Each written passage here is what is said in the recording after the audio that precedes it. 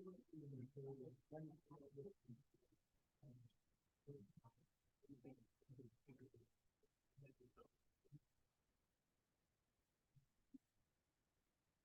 evening and welcome to this meeting of the West Windsor Planning Board for November 9th, 2022.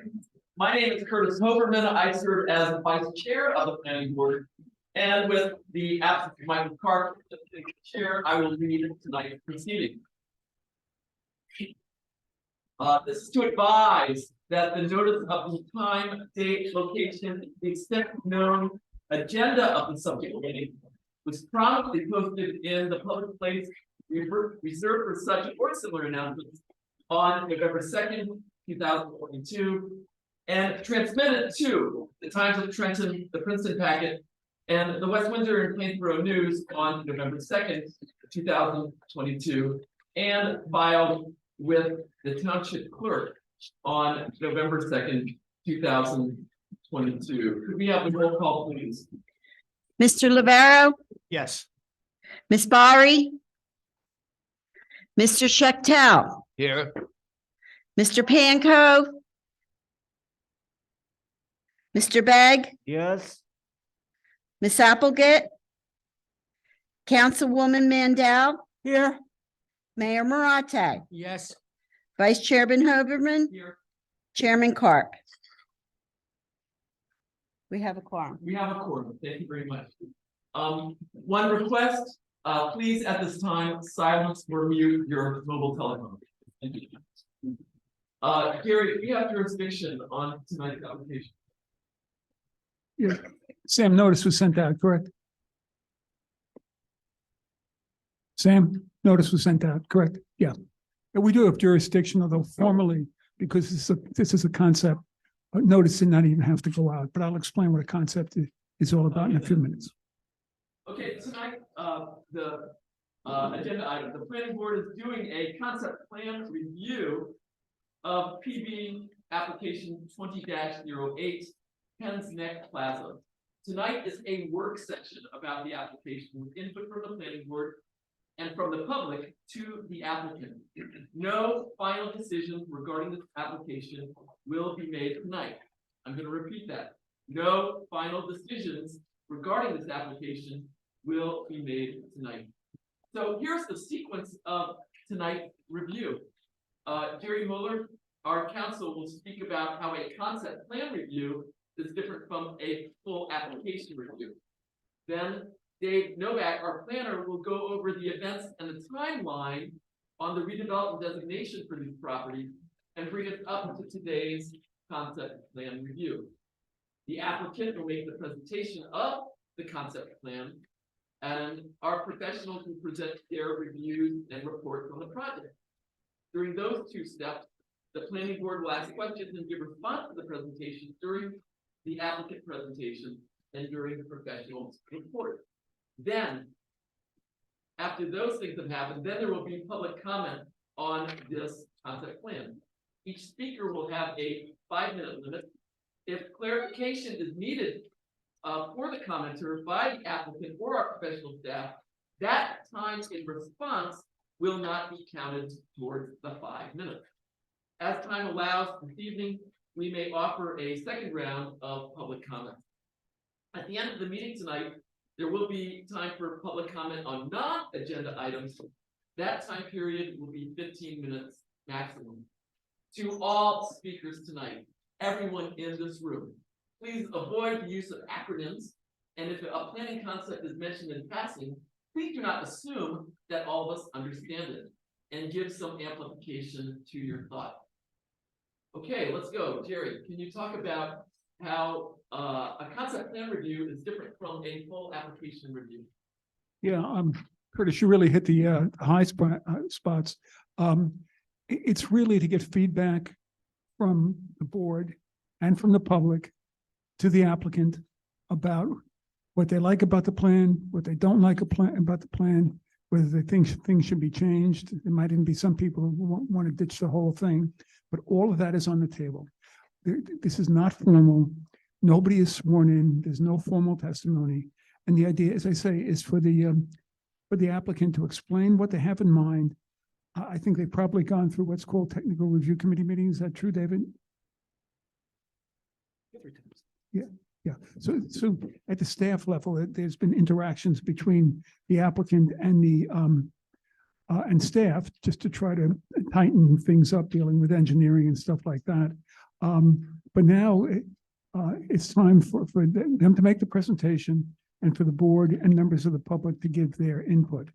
And that's basically it. There won't be any vote, and there's not going to be a decision made. In fact, any comments that any members of the board or public make, no one's bound by them. Every member of the board could say, you know, we love X, Y, and Z. And the public says, you know, it's much better than what we have now. We love X, Y, and Z. Also, they come in with X, Y, and Z, and the board could say, you know, in second thought, we really don't care for it. So no one is bound.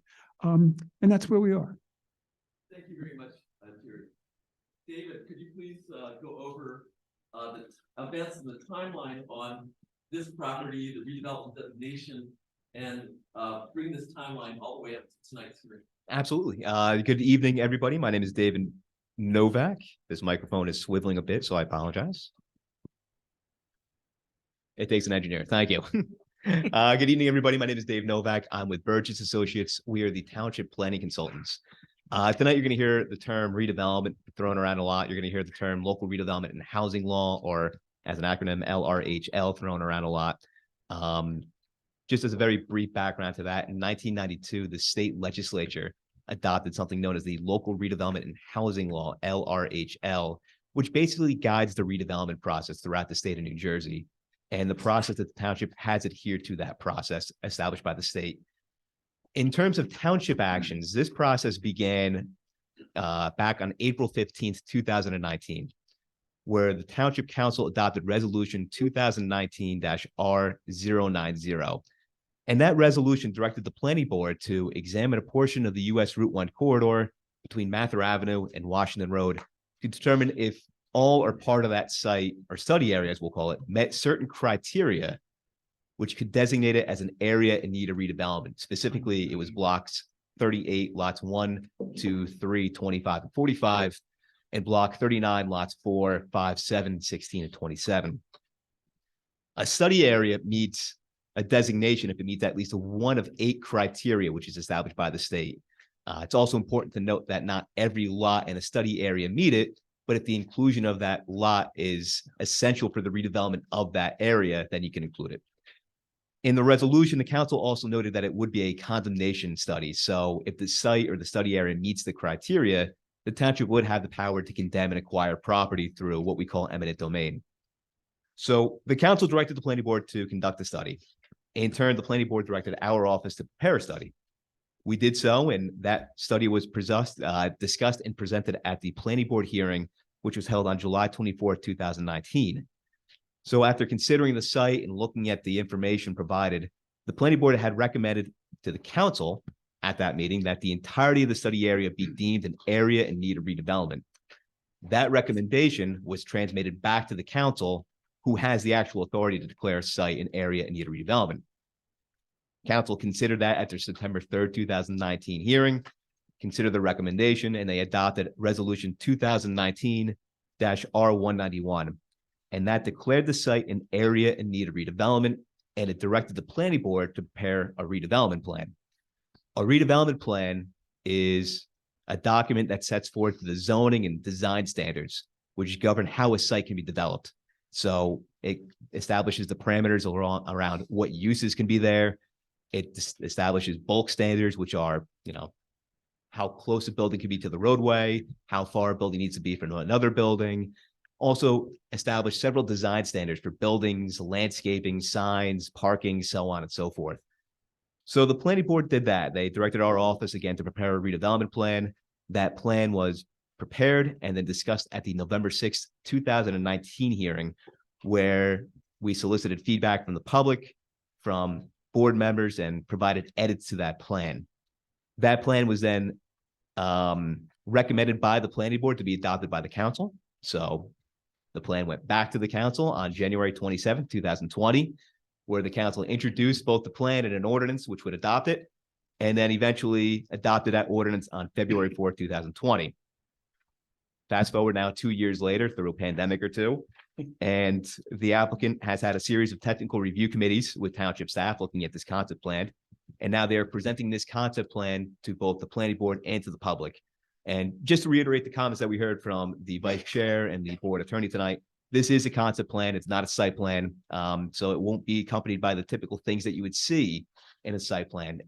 For example, detailed engineering drawings. It does provide just a general overview of what will be proposed. And in order to provide the board, the public, and the applicant a general degree of assurance that this concept plan, once finalized, is going to reflect what actually gets built, it's my understanding that it will be incorporated into the redevelopers agreement as well that the township is crafting. So that is a very quick summary of what redevelopment is and the process that this township has gone through since 2019 and how we got here today. Excuse me. I just wanted to add one thing. Area in need of redevelopment, that sounds like the conditions are horrible, deteriorating, et cetera, but there's a lot of criteria that don't go to that. And that would permit a planning board to recommend to the council, and the council adopt an area in need of redevelopment designation that doesn't have those conditions. But and Dave, you might want to give some, just some quick examples. Like the buildings are obsolete. I mean, they might still be in fine shape, but they're obsolete, but there are others as well. Sure. Just some examples of what the criteria are. Just, yeah. Okay. So typically when we think of redevelopment, Mr. Mullins, right, we think of something like dilapidated houses. There's, as I mentioned, 8 different criteria. Criterion 1 deals with the generality of buildings being substandard, unsafe, unsanitary, dilapidated, obsolescent, or lack light, air, and open space. Criterion B deals with abandoned commercial and industrial buildings. That could be the discontinuance of buildings that were previously used for commercial, manufacturing, and industrial purposes, or the abandonment of those buildings. Criterion C deals with public and vacant lands. Criterion D is obsolete design and layout. So if the layout of the sites are by reason of dilapidation, obsolescence, overcrowding, if there's a faulty arrangement, if the design of the land just doesn't warrant itself to redevelop by itself. E criterion would be dealing with property ownership and title issues. F would be the natural disasters and fire criterion. G would be something called an urban enterprise zone. And then H would be smart growth consistency. So those are the 8 criteria that govern redevelopment. Just quick, those people standing back, if you need, there are additional chairs in there, if you don't want to sit in the front row. At this time, does any member of the planning board have questions about the process of where we've been on this to get to this point for tonight? Yeah, you said that at the end of this, the concept plan will go into the redevelopment agreement. Would that be this concept plan? Would that be a modified concept plan? Would that be a voted on? And at what point, and I assume at some point the council would then vote on any change to the redevelopment agreement. So could you just clarify that a little bit? I haven't been involved in the redevelopment agreement myself. My understanding is that if there would be a modification to this plan, I would imagine that would be incorporated into the redevelopers agreement. So if this plan does receive a modification after tonight, then whatever plan is modified would go to the redevelopers agreement. Sam, can you elaborate on that? I would not expect the concept plan to be in the redevelopers agreement. During the original public hearing with the township council, the council requested that the concept plan be an exhibit of the redevelopers agreement. That way the public, the board, and the staff and the applicant understand exactly what we're going to get through that redevelopers agreement. And I know our redevelopment attorney, Kevin McManaman, is working with Ryan Kennedy here, the applicant's attorney. And I would expect sometime early next year that agreement would be finalized and sent to the council for action. Other questions about the timeline or where we've been at this point? Okay, Mr. Kennedy, as we start tonight, could you introduce your whole team? Absolutely. Excuse me. Thank you, Mr. Chair. Members of the board, members of the public. My name is Ryan Kennedy from the law firm of Stevens and Lee. I'm here on behalf of the current conditional redeveloper and applicant for tonight's concept review. To my right, most of your left is one of the principals for the applicant, Steve Gilbert. He'll be talking a bit about the basics of the process we've been through, the mix of tenants that we're looking at for this site, and the concept that we have here in compliance with the township's redevelopment plan. Not yet up at the table, but we have two professionals this evening. First, our civil engineer, Joe Flint. He's our PE. Stand up, Joe, so people can see you. Thank you. He'll be second up. And then no stranger to the board here, but Carl Pankey, our traffic engineer and consultant, also from Langen, will be I guess that's batting third, I suppose, as we go through this evening. Please continue with your presentation. Sure. Thank you. At the outset, first, I want to thank the township and its professionals for working with us to get to this point. It has been, as the town's planner said, a long road with a lot of input. While yes, this is a concept review, and yes, we are here for feedback so that we can take the next steps. The ultimate result of those next steps will be some discussion and then action by the governing body as part of their legislative process to approve a redevelopment agreement with the terms and basic idea of the type of development that is going to be happening at this site, which is in the redevelopment process is meant to be a public-private partnership, a collaboration between the town and the applicant. And we're very thankful to the town and its professionals for all of the input we've received thus far. And I know one of the questions, I believe, to the town's applicants or the town's professionals were whether we've been to any TRC, or those are technical review committee meetings. And we, for a concept, perhaps we've set a new record and met 3 times on this to get feedback, to try to work out as many of the details as we can, even though this is just a concept. And that does get tricky at some point because, as the board's professional said, we're not at the site plan yet. What we've done looks a lot like a site plan. It has a lot of the details of the site plan, and we've worked out and done the homework to make sure that from almost every type of aspect that you will eventually hear, this board would hear, the public would hear in a site plan application, and that it would all work, or the things can be in the future put in place to make sure it all works. So let me say I'm very thankful again to the township in this process,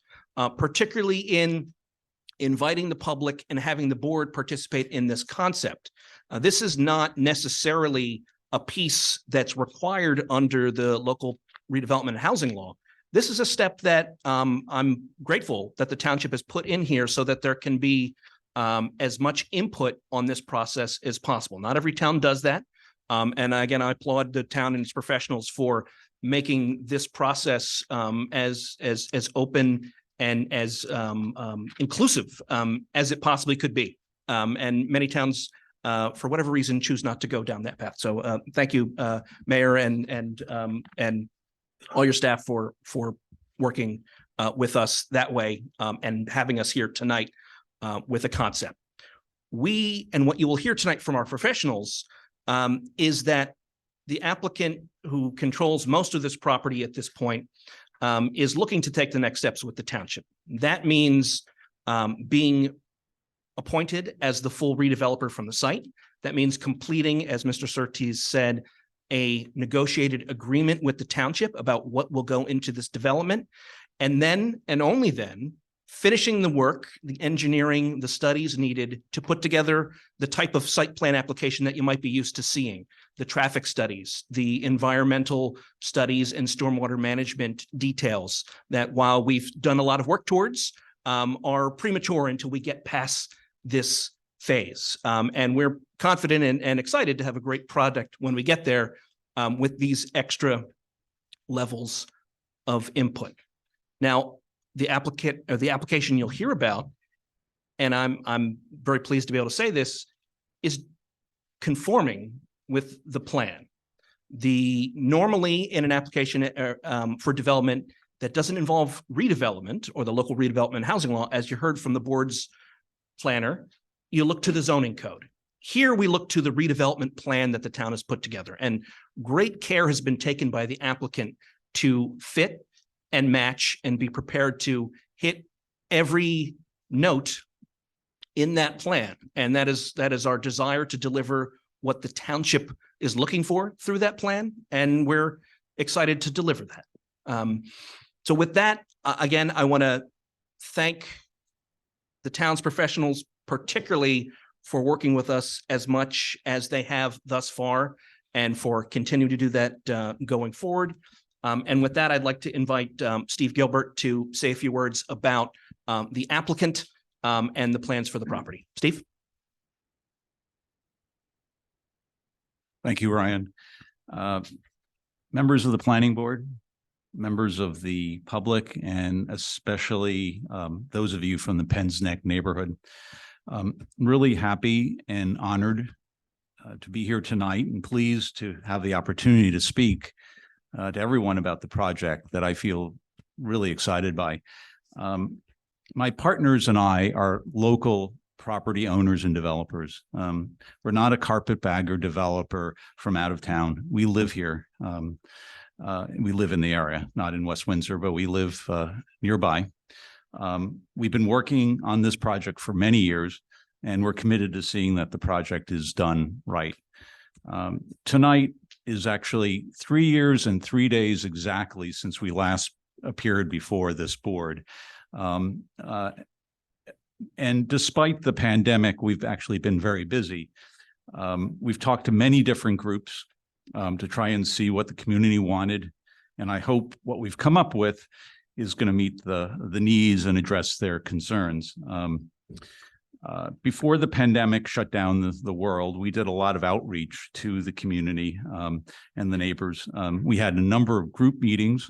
We own some of the residences as part of our property where we would, and before we leased them, we actually had meetings, neighborhood meetings, where we heard from neighbors about their concerns. We heard what they would like to see at this property in terms of the type of users. We also had numerous design charrettes, which Ryan mentioned, with the township planning department, the engineering staff, and the consultants, not to mention meetings with Mercer County and the Department of Transportation. All this input from these meetings have led to a conceptual plan you are going to see tonight. This input drove the design. Among the features you will see is that we made the project smaller. Actually, it's less than half the size of what's permitted under the ordinance. We went from three to 4 users, but overall building size is square footage has actually declined dramatically. We're keeping the height to 1 story instead of the 2.5 stories that's permitted under the ordinance. We dramatically changed the traffic flow in and around project to eliminate cut-through traffic into the neighborhood. And we've provided berms to buffer the neighborhood from Route 1, a vast improvement over the current conditions. From the input from some of our neighborhood meetings, we focused on the collection of users that would best meet the needs of the area. And what we're planning is a coffee house, something that had been suggested in our neighborhood meetings, an urgent care provider, a fast casual cafe limited in size to 2,500 square feet with a drive-through, and a convenience store and with a gas. So by the end of this evening, I hope you will agree that we've made efforts to accommodate everyone, showed that we've been hearing different concerns, and that the project will benefit Penns Neck and the greater West Windsor community. We do welcome further feedback you may have, and hope you are pleased with what we've come up with. So thank you.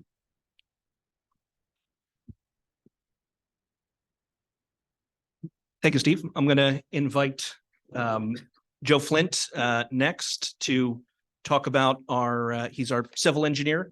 I know we're not formal this evening, and I'm used to swearing in folks, but I'll just ask him briefly to go over his, unless you object, to his credentials, just so you know who and what he does. So Joe, if you could. Hi, I'm Joseph Flint. I work for Langen Engineering. I've been working with them for 14 years. I've been licensed in the state of New Jersey since 2013.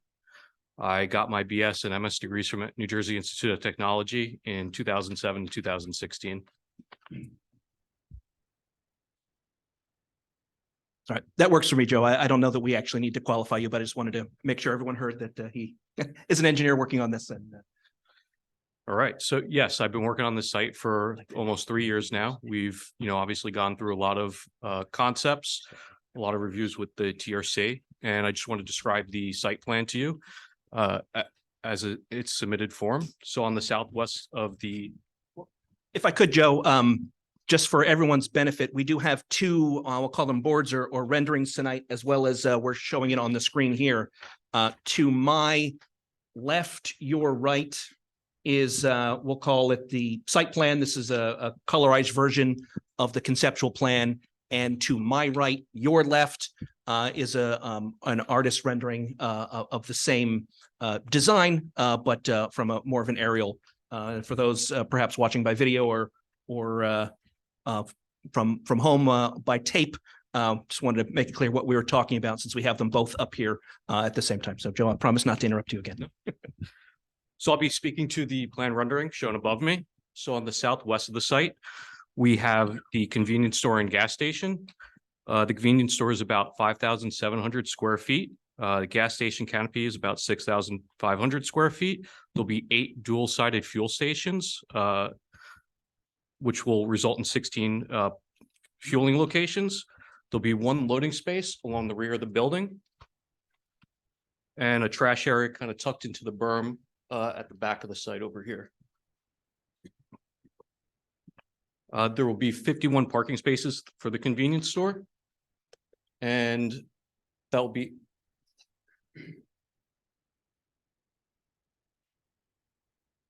on the northeast of the site, between what is Varsity Ave and Washington Ave. We will have the 2 cafes, 2,500 square feet and 2,500 square feet. We'll also have the urgent care of 3,500 square feet. There'll be 2 shared trash and recycling areas. Both of the drive-through cafes will have dual ordering boards with the bypass lane.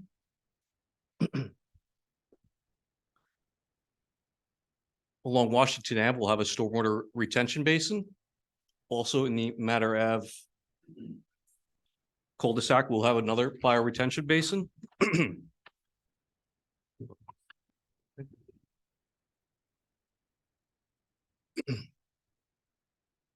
Our access driveways will be from Route 1 and from Washington Ave.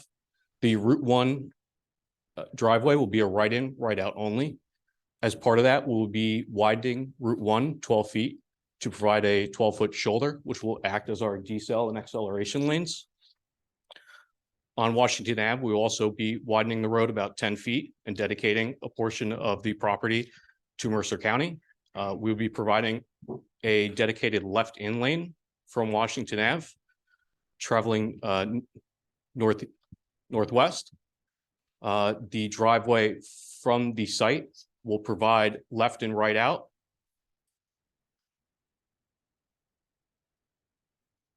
Additionally, we will have a pylon sign at the main entrance from Route 1. There'll be another pylon sign near the intersection of Route 1 and Washington Road. And we'll have a monument sign along the Washington Road at the driveway access there.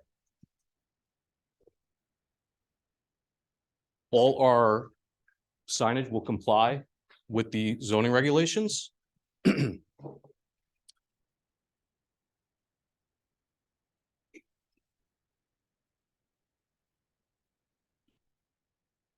Additionally, we will have one-way access into the site from Matter Ave, which will take the place of the Matter Ave cul-de-sac. And we'll have one-way access into the site from Varsity Ave.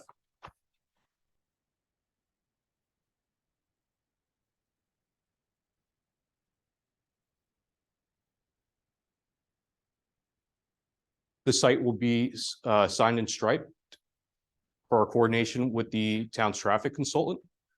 Fire lanes provided and ADA spaces provided at each building. There are also 4 EV spaces, 2 at the urgent care and 2 at the convenience store.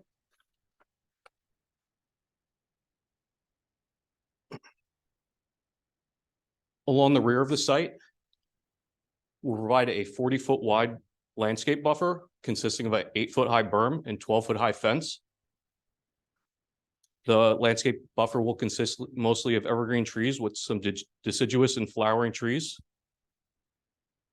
We'll be providing a 15-foot landscape buffer along Route 1 and a 40-foot landscape buffer along Washington Road. The 2 stormwater bioretention basins have been sized per DEP small-scale bioretention systems for the increase to impervious that we will be proposing.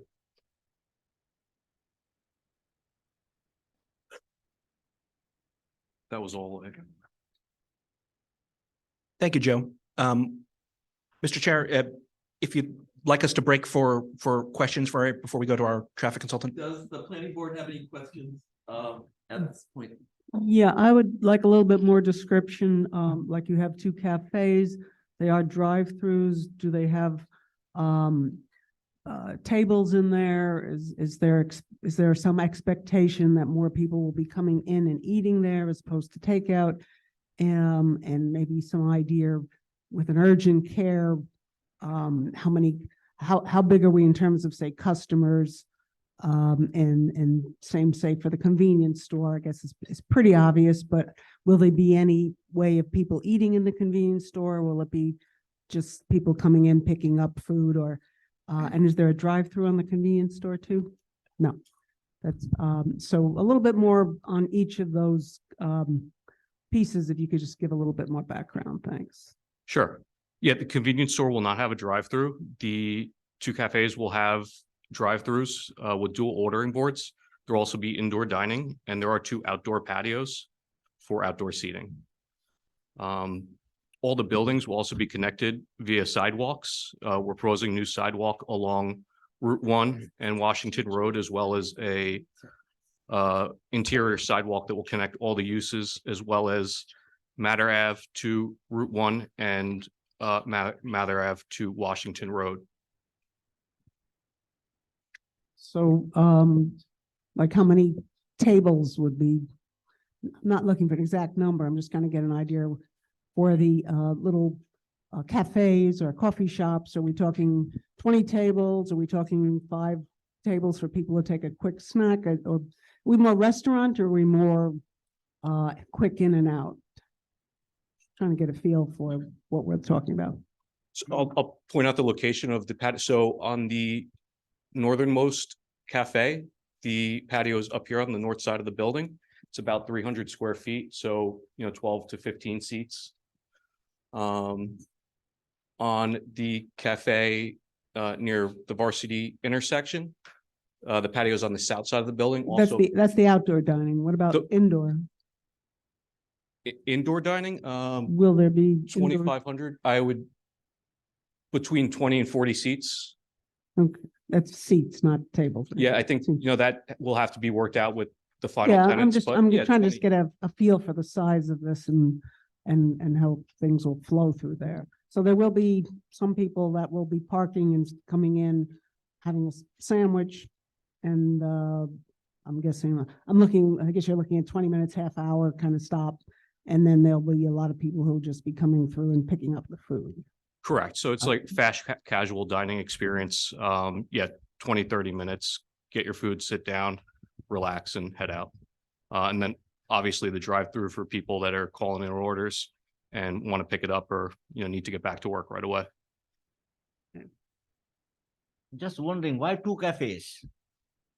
So one is going to be a coffee user. The other would be a fast casual dining.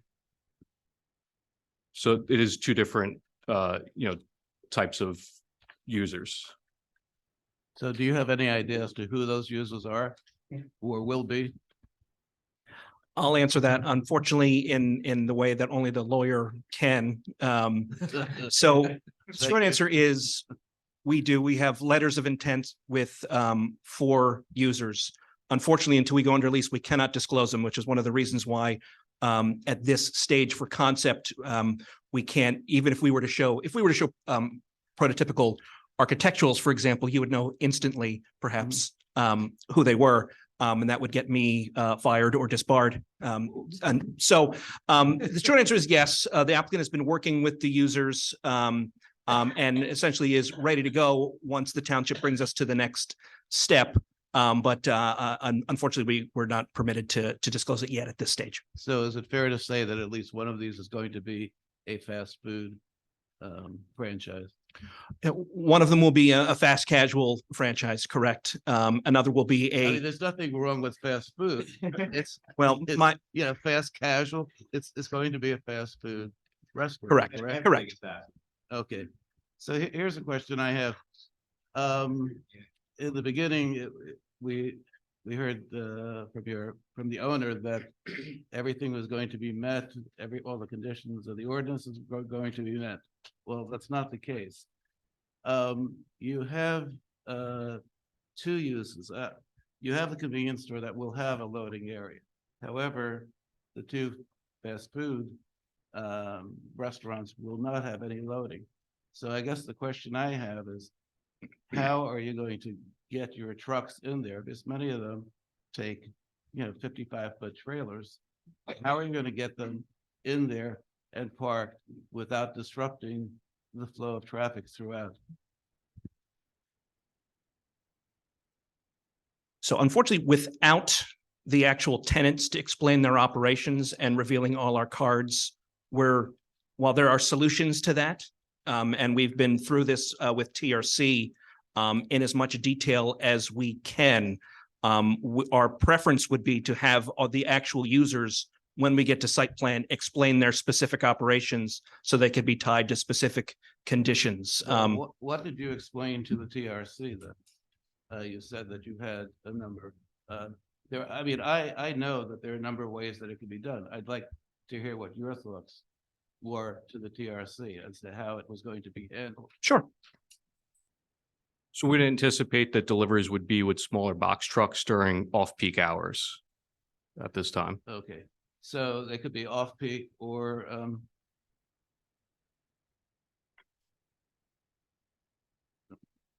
right, so I'm sorry. They could be off-peak, or they could be before or after the business close. That would also work, yes. Okay. One of the other concerns that I had initially when we were talking about this was the buffer to the neighborhood. And the ordinance basically required a 12-foot berm and I believe it was an 8-foot fence. What you did was reverse it. Now, from my limited experience in acoustics, the berm is going to have much more of an impact on the neighbor. Actually, it's going to decrease the impact on the neighborhood from what you have or what you're proposing. Why can't you do a 12-foot berm? So, With the 8-foot on top? Yes, the 2 are not the same. so as part of the full site plan analysis, an acoustical study could be performed. With the 12-foot, right now with the 8-foot berm, we're sloped at 3-to-1 in that 40-foot landscape buffer. To go up to the 12-foot height with the berm would either, increase the slopes very steep or increase the size of the buffer. The combination of the berm and the buffer should provide enough sound isolation, which will have to be I don't confirmed. agree with you at all on that. And I was going to also state that you could easily put a retaining wall on your side, bring that up, and then get a more regular slope on the applicant side. It's very similar to what was done at Southfield Commons on 571 Southfield Road. that whole neighborhood is protected by a very large berm with the with the retaining wall on the bottom. As a matter of fact, if I remember when this was discussed 3 years ago, it was done with the idea that it would be kind of a half burn against the retaining wall because, I guess everybody here knows geometry and that question did come up. And that discussion was made, that we didn't have to have a equal berm on both sides, but that part of it could be up against a retaining wall. Thank you. That's a good comment. That's a good, yeah, Okay.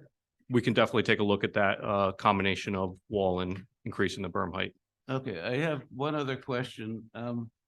The existing cul-de-sac at Varsity, that's supposed to be vacated by the township. And I'm not sure if it's for you or for Jerry, but essentially, you're talking about over a third of an acre. Is this land going to be given to the developer, or will the developer be paying the fair value of that land?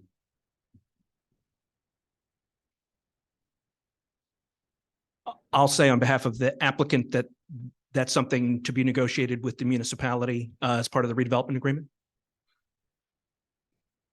Okay, and Jerry, is that the normal way this would be handled? Because I mean, the way I understand vacation of a road is that half of it goes to one party and the other half goes to the other side. Or if you put the land up for auction. Yeah, that's true. That's the way it works. Well, I'll say this is to be discussed further with redevelopment council, but when the local lands and building law, those processes don't necessarily have to apply when it's a redevelopment area. The town is free to work out the appropriate arrangement. And I'm sure the members from the governing body are hearing your thoughts on it, and I imagine they will make its way into the agreement. All right, so they'll make the final decision then. All right, thank you. Is somebody else going to be discussing the traffic going around or? Yes, our traffic consultant will be Okay, next. so we won't get there yet. I don't think there was much discussion of the gas station. But what are you offering? Trying to remember, you're not allowing any kind of large trucks in there, I would assume.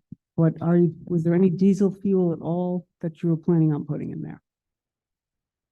Yeah, yes, the access to the gas station and convenience store, the driveway accesses, the drive lanes around the building are sized for tanker trucks and for, full-size WB-50 vehicles, as well as the West Windsor fire truck.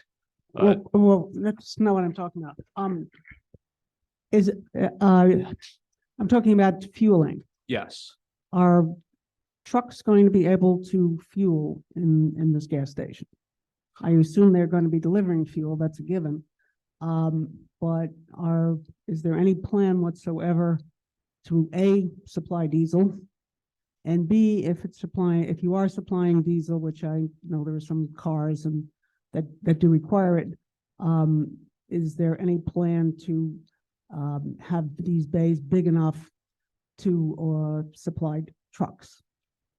And what size, and if there are any trucks, what size trucks are we talking about?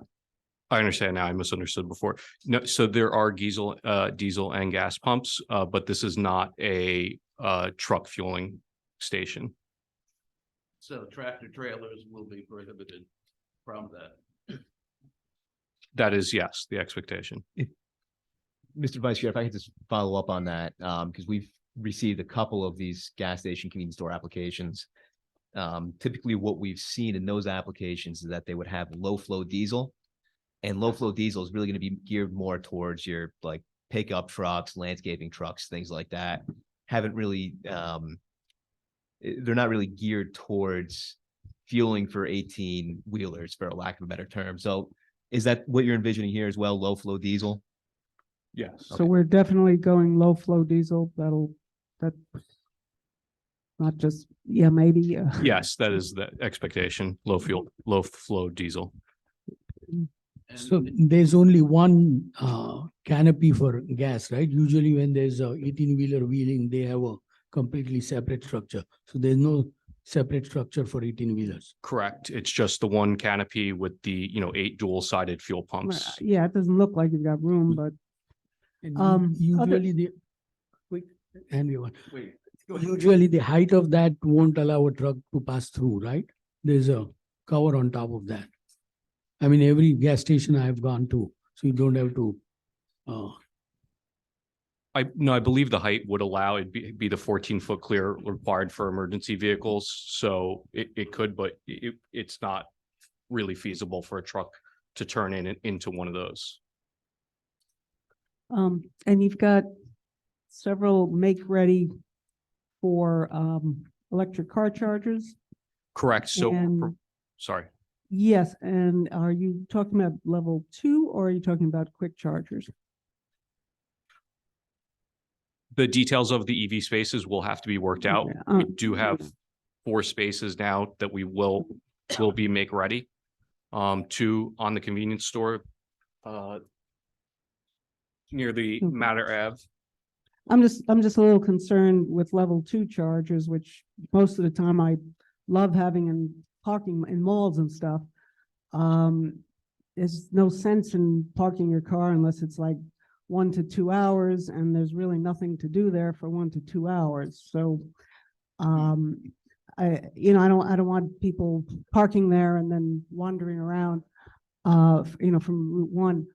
And I would like to ask for you to consider that if you are going to put a charger, that it be something that somebody could charge within half an hour to 45 minutes, say a quick charger, maybe put it closer to Route 1, and that way somebody could actually stop and get a charge as opposed to having people just having no place to go.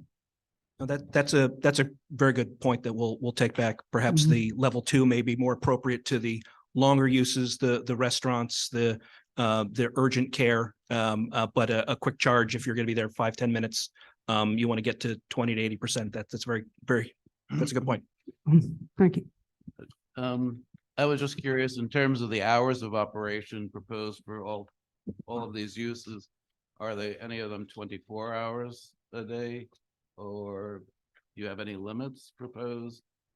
Starting times?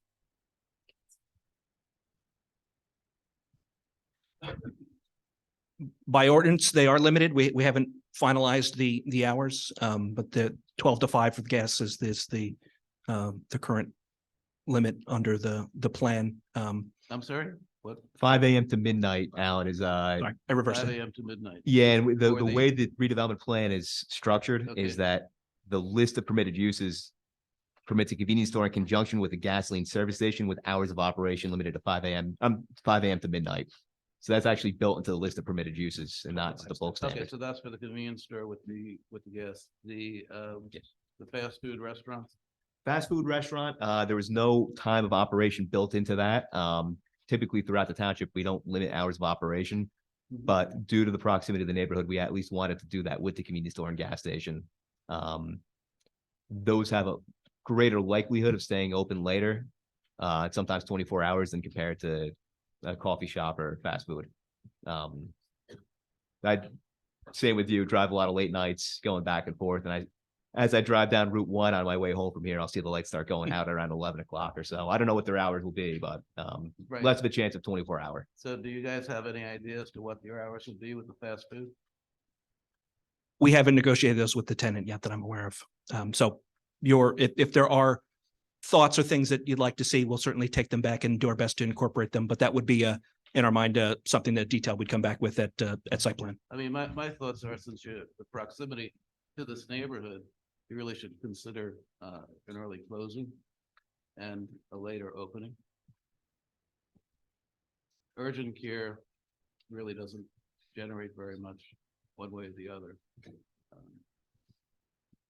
I mean, I don't see that as a real problem.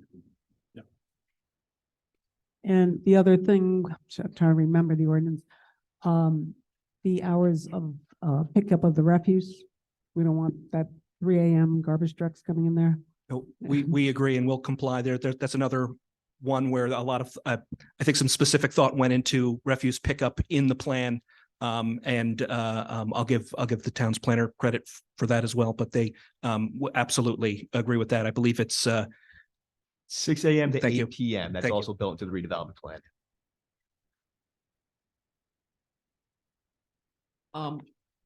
One thing that Andrea brought up that I didn't really sense an answer for.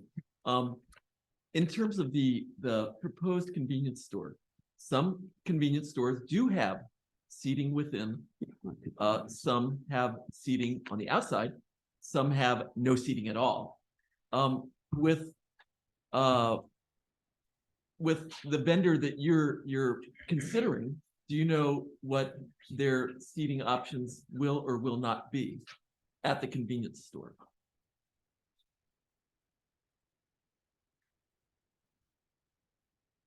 again, a spot where I gotta be careful, but we believe, I believe I could say that, yes, there would be some, this tenant would like to have a small amount of indoor seating. And exterior seating, question mark?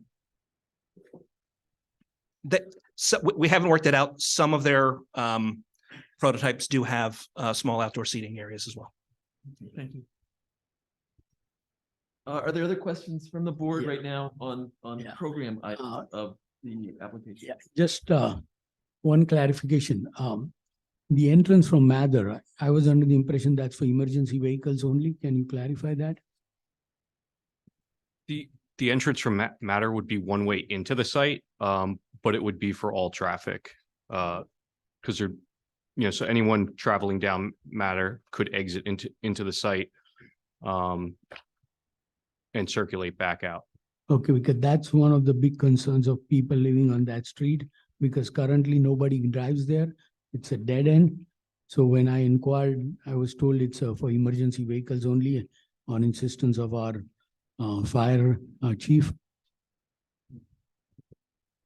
Certainly take a look at that. That wasn't in the comments or memo we got back from the fire chief, but they certainly wanted access through there. And that's definitely why we're providing it. Okay, I mean, that comment I expect you'll hear during public comment. Got it. No, thank you.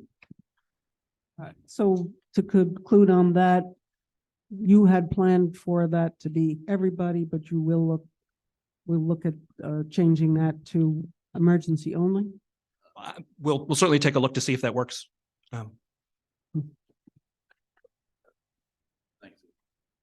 And I don't know if it's a question for you or traffic engineer, but how many cars you expect to fit in the drive-through for both facilities?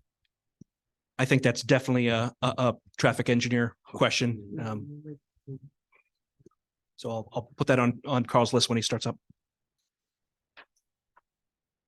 Joe, do you have any more presentation at this time? No, if you don't have any more questions for me, that's all I had. Does the board have any more questions for Joe Flint, civil engineer for Langley? All right, now. Oh, I'm sorry, just what, I know you didn't do any detailed lighting, analysis or study, but are you planning to have lights on all night? Or will you just have some security lighting? Program some of the upright lights so that we don't, the glare doesn't go onto this neighboring property, the neighboring properties. Yeah, we haven't looked at lighting in that kind of detail yet, but we could definitely look at, obviously, depending on the times when the different uses will open and close, Right. providing only security lighting in the off hours. Yeah, I mean, I think it's important to look at that when you're doing it. And who's the stormwater person? Is that you? That would be me as well. Okay. Are those two basins the only stormwater control that you've got? Those are, so we're proposing small scale bioretention basins at this time. They're sized for both, very conceptually sized for water quality and quantity. We were conservative in their design. So as part of the full site plan application, we would, have to detail out the grading and drainage for the whole site. And we would evaluate other green BMPs as part of that analysis. Yeah, because it does seem limited in BMPs. You've got two large ones, but I'm not seeing any other types around there, and I would guess our engineers could comment on that. Joe, what's the BMP? Oh, I'm sorry. Sorry. Best management practice. So like a green BMP examples would be infiltration basins, the bioretention basin, which would also infiltrate. It would also be landscaped, pervious pavements, another example. Swales, other green technologies to infiltrate water into the ground as it's currently functions. So somehow you've set this up that you have to direct all the water to those two basins on the end, and there's no intermediary right now, but the final site plan will hopefully have some additional. Additional BMP measures. It's possible. Yeah, we I could don't- look I at. don't know what that ground is, whether you can use impervious or anything like that, or you'd have to, or. I think we're gonna end up with, probably. Impervious, yeah. I think we would end up with some grass swells and other BMP measures as part of our full stormwater management plan, yes. So, and we will take a look at incorporating other BMP practices. Joe, in a And- sentence or two, can you explain how a bioretention basin works? Yeah, so a bioretention basin is designed to treat the water quality storm. So, a certain rainfall, we're gonna infiltrate a certain amount of water to get oil and other sediments out of the water before it's discharged into the stormwater system. And then for stormwater quality, they would be sized for large storm events to reduce the peak flow off the site. Thank you. And are they plan to have a natural basin to it? With layers of plants, or are we talking a pretty much sterile basin there? No, so yeah, this would be a landscaped basin planted probably like a meadow seed kind of mix at the base, and then shrubbery and other landscaping around the edges. This would be a bioretention soil mix meant to help the stormwater infiltrate into the subsoils. So there wouldn't be more of a rain garden type plants in there. It would be meadow grass type. Yeah, type of meadow grass. thing. I think that is a type of rain garden, unless no. Dan, Okay. any comments?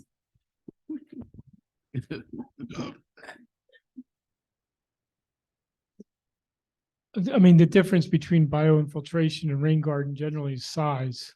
But they can be planted similarly or differently depending upon the situation.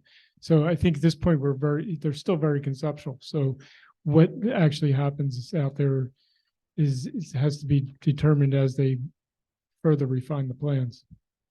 Okay. Does that answer your question? Yeah, I mean, we generally like to have more plants, have it a little bit more natural, both for handling the water and just to make it more natural and nice. So we could take that into account. I think a lot of people here are getting into that. So Yeah, as part of the design of the bioretention basin, we could definitely evaluate use of different types of planting materials in addition to, or instead of just the meadow grasses. thank you. All right, hopefully this is my last question. I noticed Famous that. last word. Famous last word. I noticed that two of the trash and recycling areas are located on the easterly side, I guess, better, of the driveway. Yet you have the one for the convenience store is on the westerly side, closer to the berm. Is there a possibility to incorporate that more or less near the, you'd probably swap out parking spaces to the south of the convenience store, nearer to the bioretention basin, and then utilize those if you need the parking, use those for parking. Yeah, we could evaluate relocating those. Right now, they're kind of buried into the berm, so there would be a wall at the back of them. It would be, almost part of the berm, but we could definitely take a look at moving them to the northwest side along the proposed bioretention basin. All right, thank you. But by the way, did you consider any bank parking, or are you pretty confident you're gonna need all this? So right now the park, there's 124 spaces, where 120 are required. So we're right at where we need to be. You know, that's also something we'll look at when we have confirmed tenants. Right now, we're providing, you know, the spaces that the typical tenants would be looking for. So about 50 spaces for the convenience store and gas use, and about 25 spaces for, you know, each cafe and the urgent care. And they will all share? So the convenience store would kind of, and the gas station would kind of have its own parking, dedicated parking. And then, yes, the two cafes and the urgent care would be a shared parking scenario.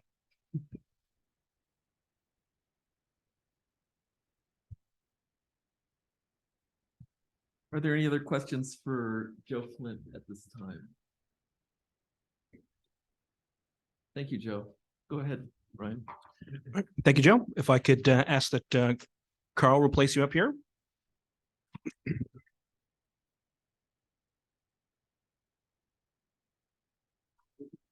Yeah, good evening. For the record, Carl Penke with Langen Engineering, registered professional engineer in the state of New Jersey. And as this board is aware, my area of expertise is traffic engineering. We are at concept at this point, so a lot of detail is yet to be developed.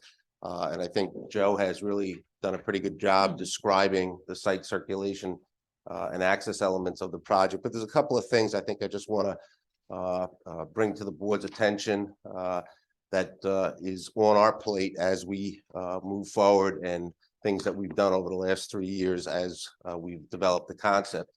So first and foremost, obviously, our site sits along Route 1. It has over 800 to 900 feet of frontage on Route 1. Route 1 is under the jurisdiction of the New Jersey Department of Transportation. As such, we will ultimately require a permit from the Department of Transportation. The permit process is very defined. It's defined in the State Highway Access Code. The code lays out basically the vision of how the state likes to see access designed, where it's designed, and mitigating requirements associated with a site plan. So we will be going through that process, hopefully with the town's concurrence on a concept, so that we can go forward with detailed engineering and plans and reports that are required to support such a permit application. A couple of things I would note that is conforming and appropriate in terms of the access code.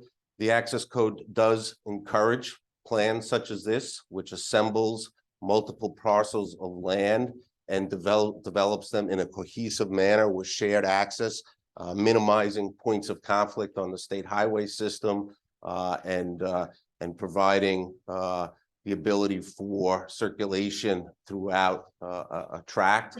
The plan as proposed actually assembles quite a few parcels, and from DOT's perspective also involves the auto center on the corner, which has curb cuts right at the critical intersection of Washington Road and Route 1, and assists the department with the ultimate need to deal with those access points. As the people in this room may know, as well as the board and the township, the department is in current preliminary engineering design for widening of Route 1. That widening is extending from Alexander Road up through into Plainsboro to Mapleton Road. Basically, they're 8-laning Route 1. The department has, they're very protective of their plans when they're in preliminary engineering, which is what they are in, but they have shared with us pieces of their plans along our frontage so that we were able to understand what they're proposing and the impacts on our property.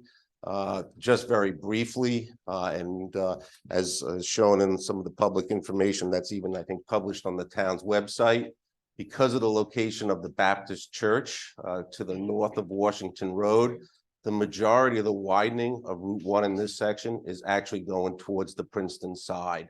They basically deflect away from the Baptist church, which basically deflects away from that, our property. That project, as I said, is in preliminary engineering. Probably taken much longer than any of us would like. My understanding from looking at the current tip is that they expect to move into final engineering next year, right-of-way acquisition and utility coordination through the following year. And they currently have on the tip construction budgeted for 2029. With that being said, we know that we will likely be in before they build their improvement.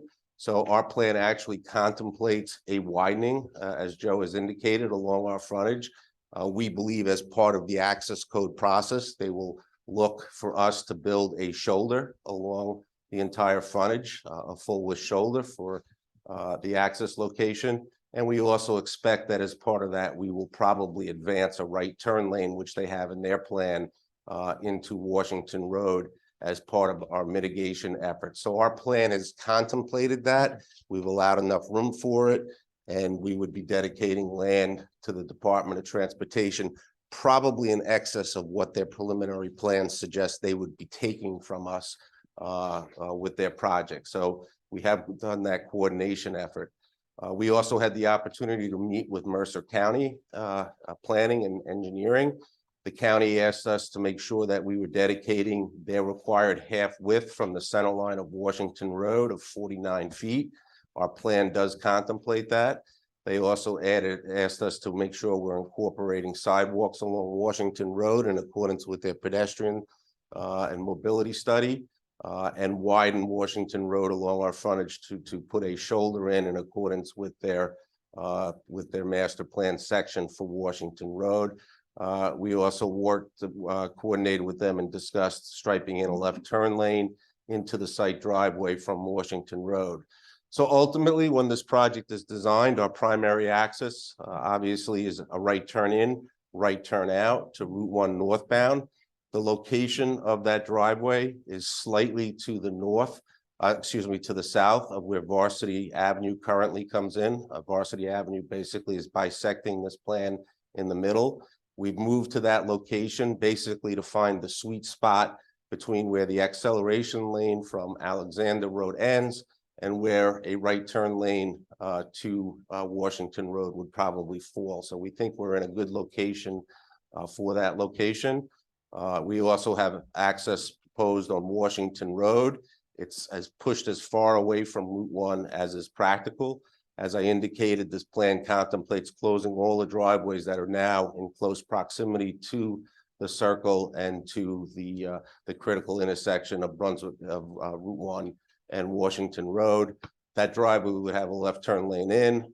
We would design with a 2-lane approach, a separate left and a separate right. We do that because, as everybody knows in this room, with the very long cycle lengths employed at the intersection of Route 1 and Washington Road, there are occasions when traffic does queue up, which would allow. Yeah.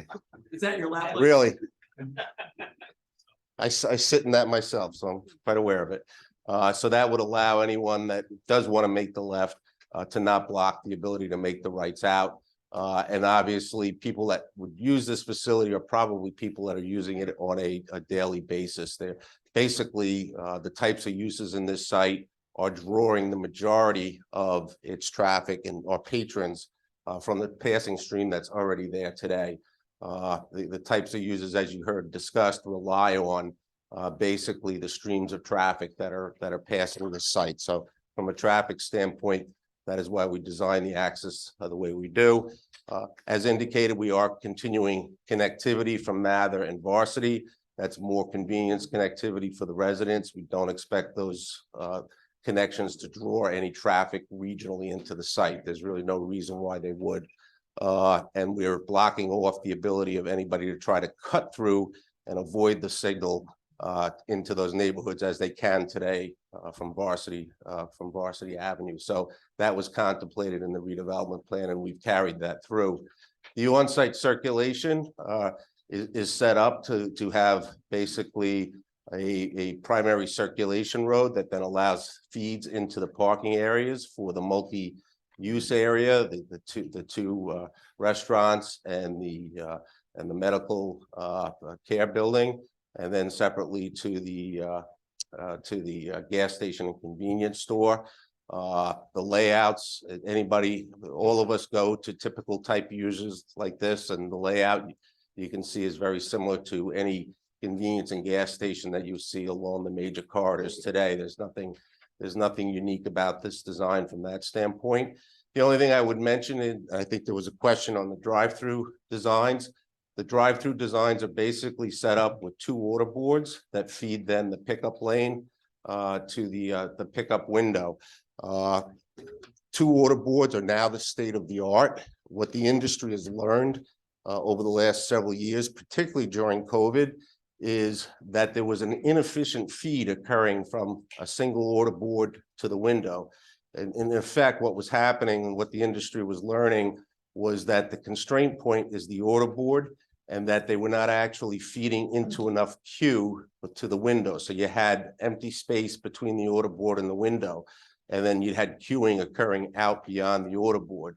To overcome that, what the industry has developed is the dual order board system. They're very common. I'm sure most of you have been through them. McDonald's employs that down at Baker's Basin Road. Taco Bell just designed one up in South Brunswick. You're seeing them more and more, and you're starting to see them retrofit in existing fast food type uses. What that allows is it creates the ability to feed the queue between the pickup window and the order board very efficiently. And at the end of the day, we end up with 11 to 12 basic queuing spaces. Industry standard is good queuing is provided with 8 to 10 spaces provided. So we're very comfortable that this queuing areas are well designed and will accommodate the needs of the types of tenants that are looking at these properties. And that's basically it. We have a lot of work to do, subject to this board's and the council's hopefully moving the applicant's project forward. And we look forward to working with both the township on site plan and with the state and the county on our permits. There's quite a bit of work to be done there. So we've all passed by something like Chick-fil-A or Taco Bell and seen the cars out in the street. Are you saying that that's not the type of tenant that you're going to be Yeah, getting? this is not a Chick-fil-A. Chick-fil-A is a whole unique user in the world. The other types of users could fall into those types of users, but the design of these queuing areas and the order boards would accommodate most of those types of users, except for Chick-fil-A. I don't get Chick-fil-A, but I don't understand it. It's bizarre to me, but popular. that is unique. But this is not a Chick-fil-A site. Yeah, I'm not their customer. So there, there's two lanes there, and I assume one of those is a passing lane. So what happens is these are two order board lanes. We do provide a separate? bypass lane after the order board if somebody needs to escape. You really don't need a bypass lane. In fact, this board or zoning board just approved the Starbucks down in the Lowe's Center. It does not have a bypass lane. There's really no need in this situation for bypass lanes. Where bypass lanes are generally provided is in the situation such as Wendy's down on Route 1 South. We actually have parking around the side of the building. You need to bypass to the parking. There's no reason for anybody to be circulating around this building. So if you're in the queue for the order board and for some reason after you place your order, you do need to get out, we do allow for that in this case. And that's what the bypass lanes in this case do. There's no need to allow somebody to bypass the order boards themselves. So the pickup is always at the window, I would assume. The pickup is always at the window, and the windows are generally located at the far ends of the building. Okay, So how going back to my original question, how many cars can be queued up on either one? So both of these can queue up about 11 to 12 vehicles total. And as I said, industry practice is about 8 to 10 is a good design, except for Chick-fil-A. I mean, I don't go much in drive-through, so I don't know if 12 is enough, but. Yeah, and as I said, this is where the industry has gone to in the dual order boards. The technology they use are able to track your order, so you get your order when you get to the window. And then a lot of this is now supplemented also. Some of the more technologically competent people can actually place your order before you get to the order board and move on through. So that's evolving in the industry also. So people can go through either order board. Once they're there, they're stuck. They're gonna be behind everything. And then they have to move over to the right hand, or left hand, I guess. at Yeah, that basically point, you're traveling to along the do side a of the building. pickup. Right. And then at that point, there's lanes for them to come around because it's a lot quicker once people have gotten their order. Correct. All right. Carl, Yeah. one of the things I'm concerned about is the impact on Washington Place at the intersection of this development with that. Have you done any further studies on that in terms of distribution of traffic? We're just moving delays. into that process now because of the work that's involved and the engineering that's required to actually take that and then move into applications with the state. And we've also been shy about doing anything until COVID ended. We're now coming out of COVID, so traffic has started to return so that we could actually get real samples of traffic again. But as I said, we placed our driveway on Washington Road as far from Route 1 as practical on this site. The advantages of that we're bringing to the DOT and Mercer County is the elimination of the multiple curb cuts that actually run through the existing circle and intersection, which is points of conflict that are difficult to deal with today. And the lane arrangement that we're setting at Washington Road and the driveway maximizes the ability to make your choices and your turn movements. But how does it impact the flow of traffic on Washington? For example, somebody is going towards Princeton, decides to go into your development, then he wants to come out, he's going to be making a left onto Washington. Do you see any inability or any problems with that movement? Yeah, so making a left in, we separate it from the through traffic, so there's a separate left turn lane for that movement in. Okay. The left out, there's certainly going to be periods of time when there are delays waiting for the queue to clear, or a courtesy gap that occurs in these situations. So that will be the most difficult movement we have is the left out. Right. And the option that a person familiar with the facility has is also to go out onto Route 1 and come around the circle. So clearly, yes, Right. we are well aware of the traffic flow here. And then ultimately, with the improvements on Route 1, the revisions to the traffic signal down the line will also provide added benefit and improvements beyond our project. Yeah, I mean, I think there are benefits in terms of this project. We're getting rid of those curb cuts at the circle. There's no question of that. It's just, I'm just very concerned as to, what that potential distribution is going to be coming out of there, making the left.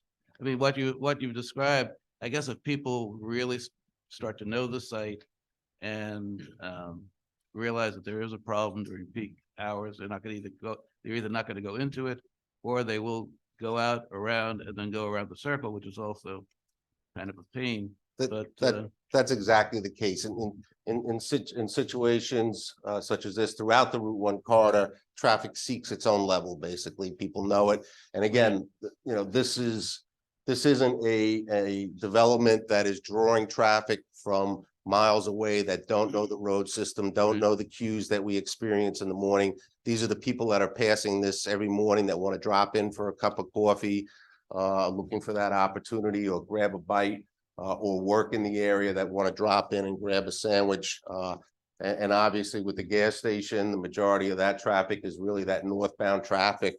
I think this would be the first gas station opportunity coming up from 295. Carl, I'm assuming that most of the people who will be stopping here are going north on Route 1. Most people don't try to make 3 U-turns to use a gas station or a fast food place. Especially not on Route 1. Depends how So- where you are. Yeah, depends on if it's terrific fast food.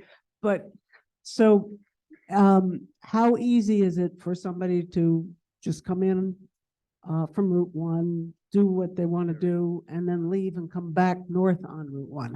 Can you just take me through what they would have to do if they were going to go to, say, that fast food place over Sure. on the right there? So again, we anticipate we'll be widening Route One, which today has the live lane against the curb. So we would put a full 12-foot shoulder along that. So somebody coming up Route One would basically come in, enter the site, come on the circulation road, enter into the multi-use area, go order their coffee in a Danish, come around, come back out, and then circulate back out to Route One. So hopefully they'd use the Route One. Yeah, I would But expect. they would. the other turn there, so you're saying the need to do that left turn wouldn't be that much? We don't expect it to be a major movement, but certainly if you're heading into Princeton, you You would could want to also make go that back left. onto Route You One could and go you could onto take the Route 1. circle Yeah, and not ever. the way enter. the way I envision it is the people that know this are gonna know that in the morning hours when that queue is happening, you're not gonna make that left. You're gonna take your other choices. Could- You may not even be a patron here because of that difficulty. So Can we limit maybe the hours at least that somebody could make a left on there? It yeah, seems you really, like you a, really seems can't. like our place are gonna be picking up accident victims. Yeah, so Um, the geometry and the sight lines are all set to address the safety of the design, and certainly we need to prove that with Mercer County and they'll and get their approval. But to do turn restrictions on a left turn lane is something that's not done. What there's happens plenty if you do that right turn only and just don't allow left at all? Forget. the Yeah, hour. so, if this was restricted to right turn only, what it would do is it would basically just force the traffic into the circle and onto Route One. But isn't that safer than trying to, I mean, this is just like Mrs. G, it's been operating for years now. Still you go at 4 o'clock, people are still queued up there. You can't turn right. Yeah, and obviously that's gonna change when DOT comes in, but as I said, that seems to be on a longer track. It's something we can look at further and discuss.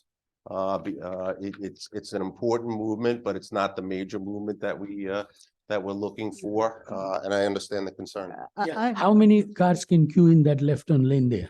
This left turn, we probably, at this point, we've set it for about 2 cars. And how about on Washington Road turning in?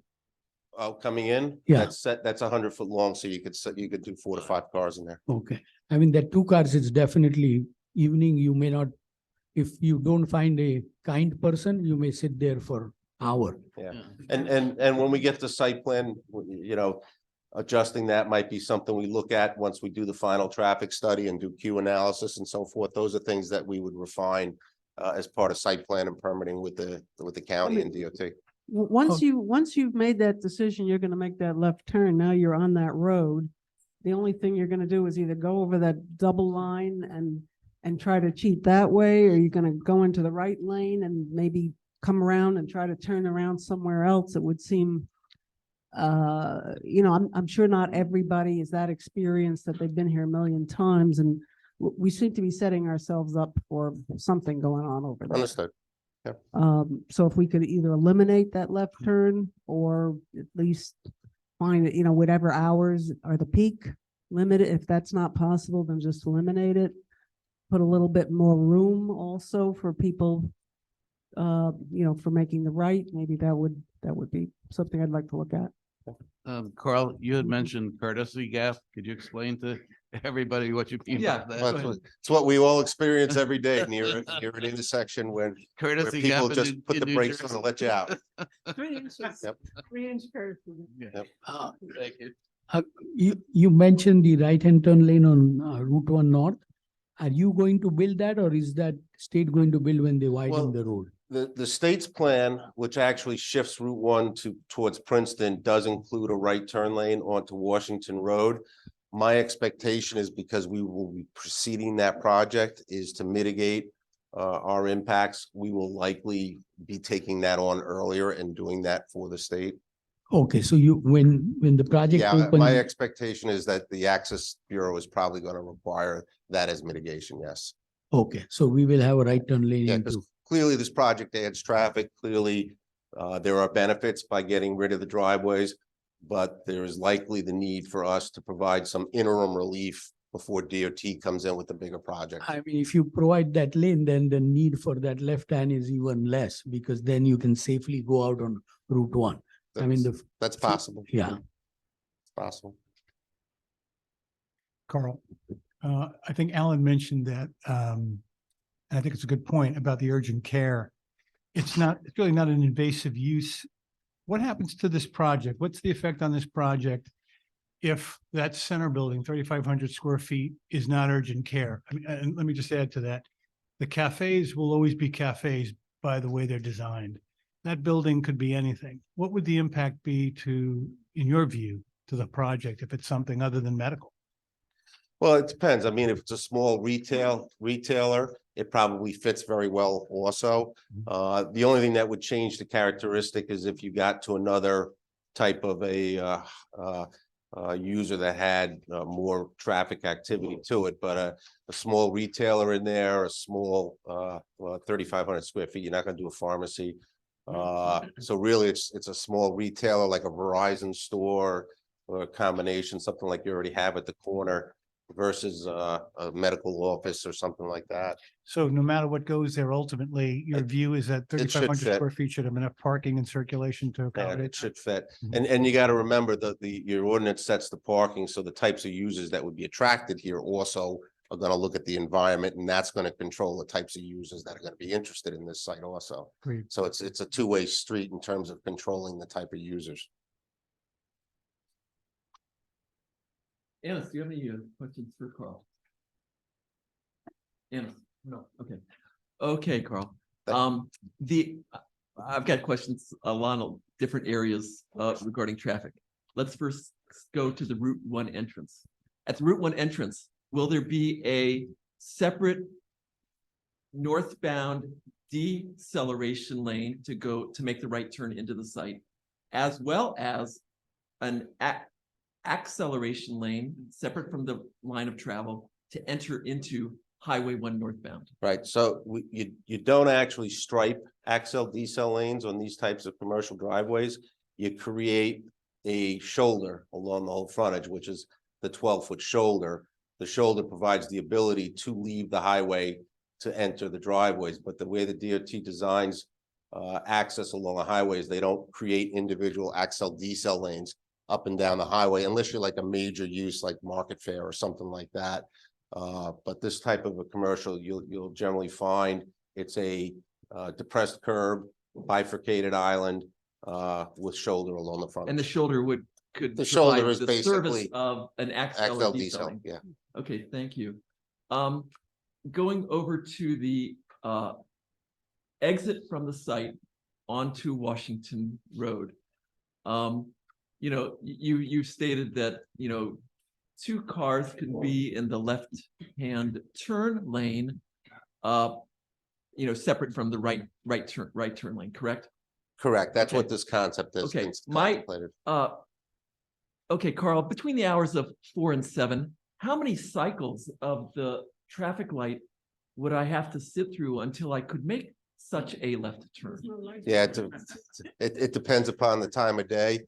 Those signals are operating. I think they have them like on 240-second cycles, crazy cycle lengths.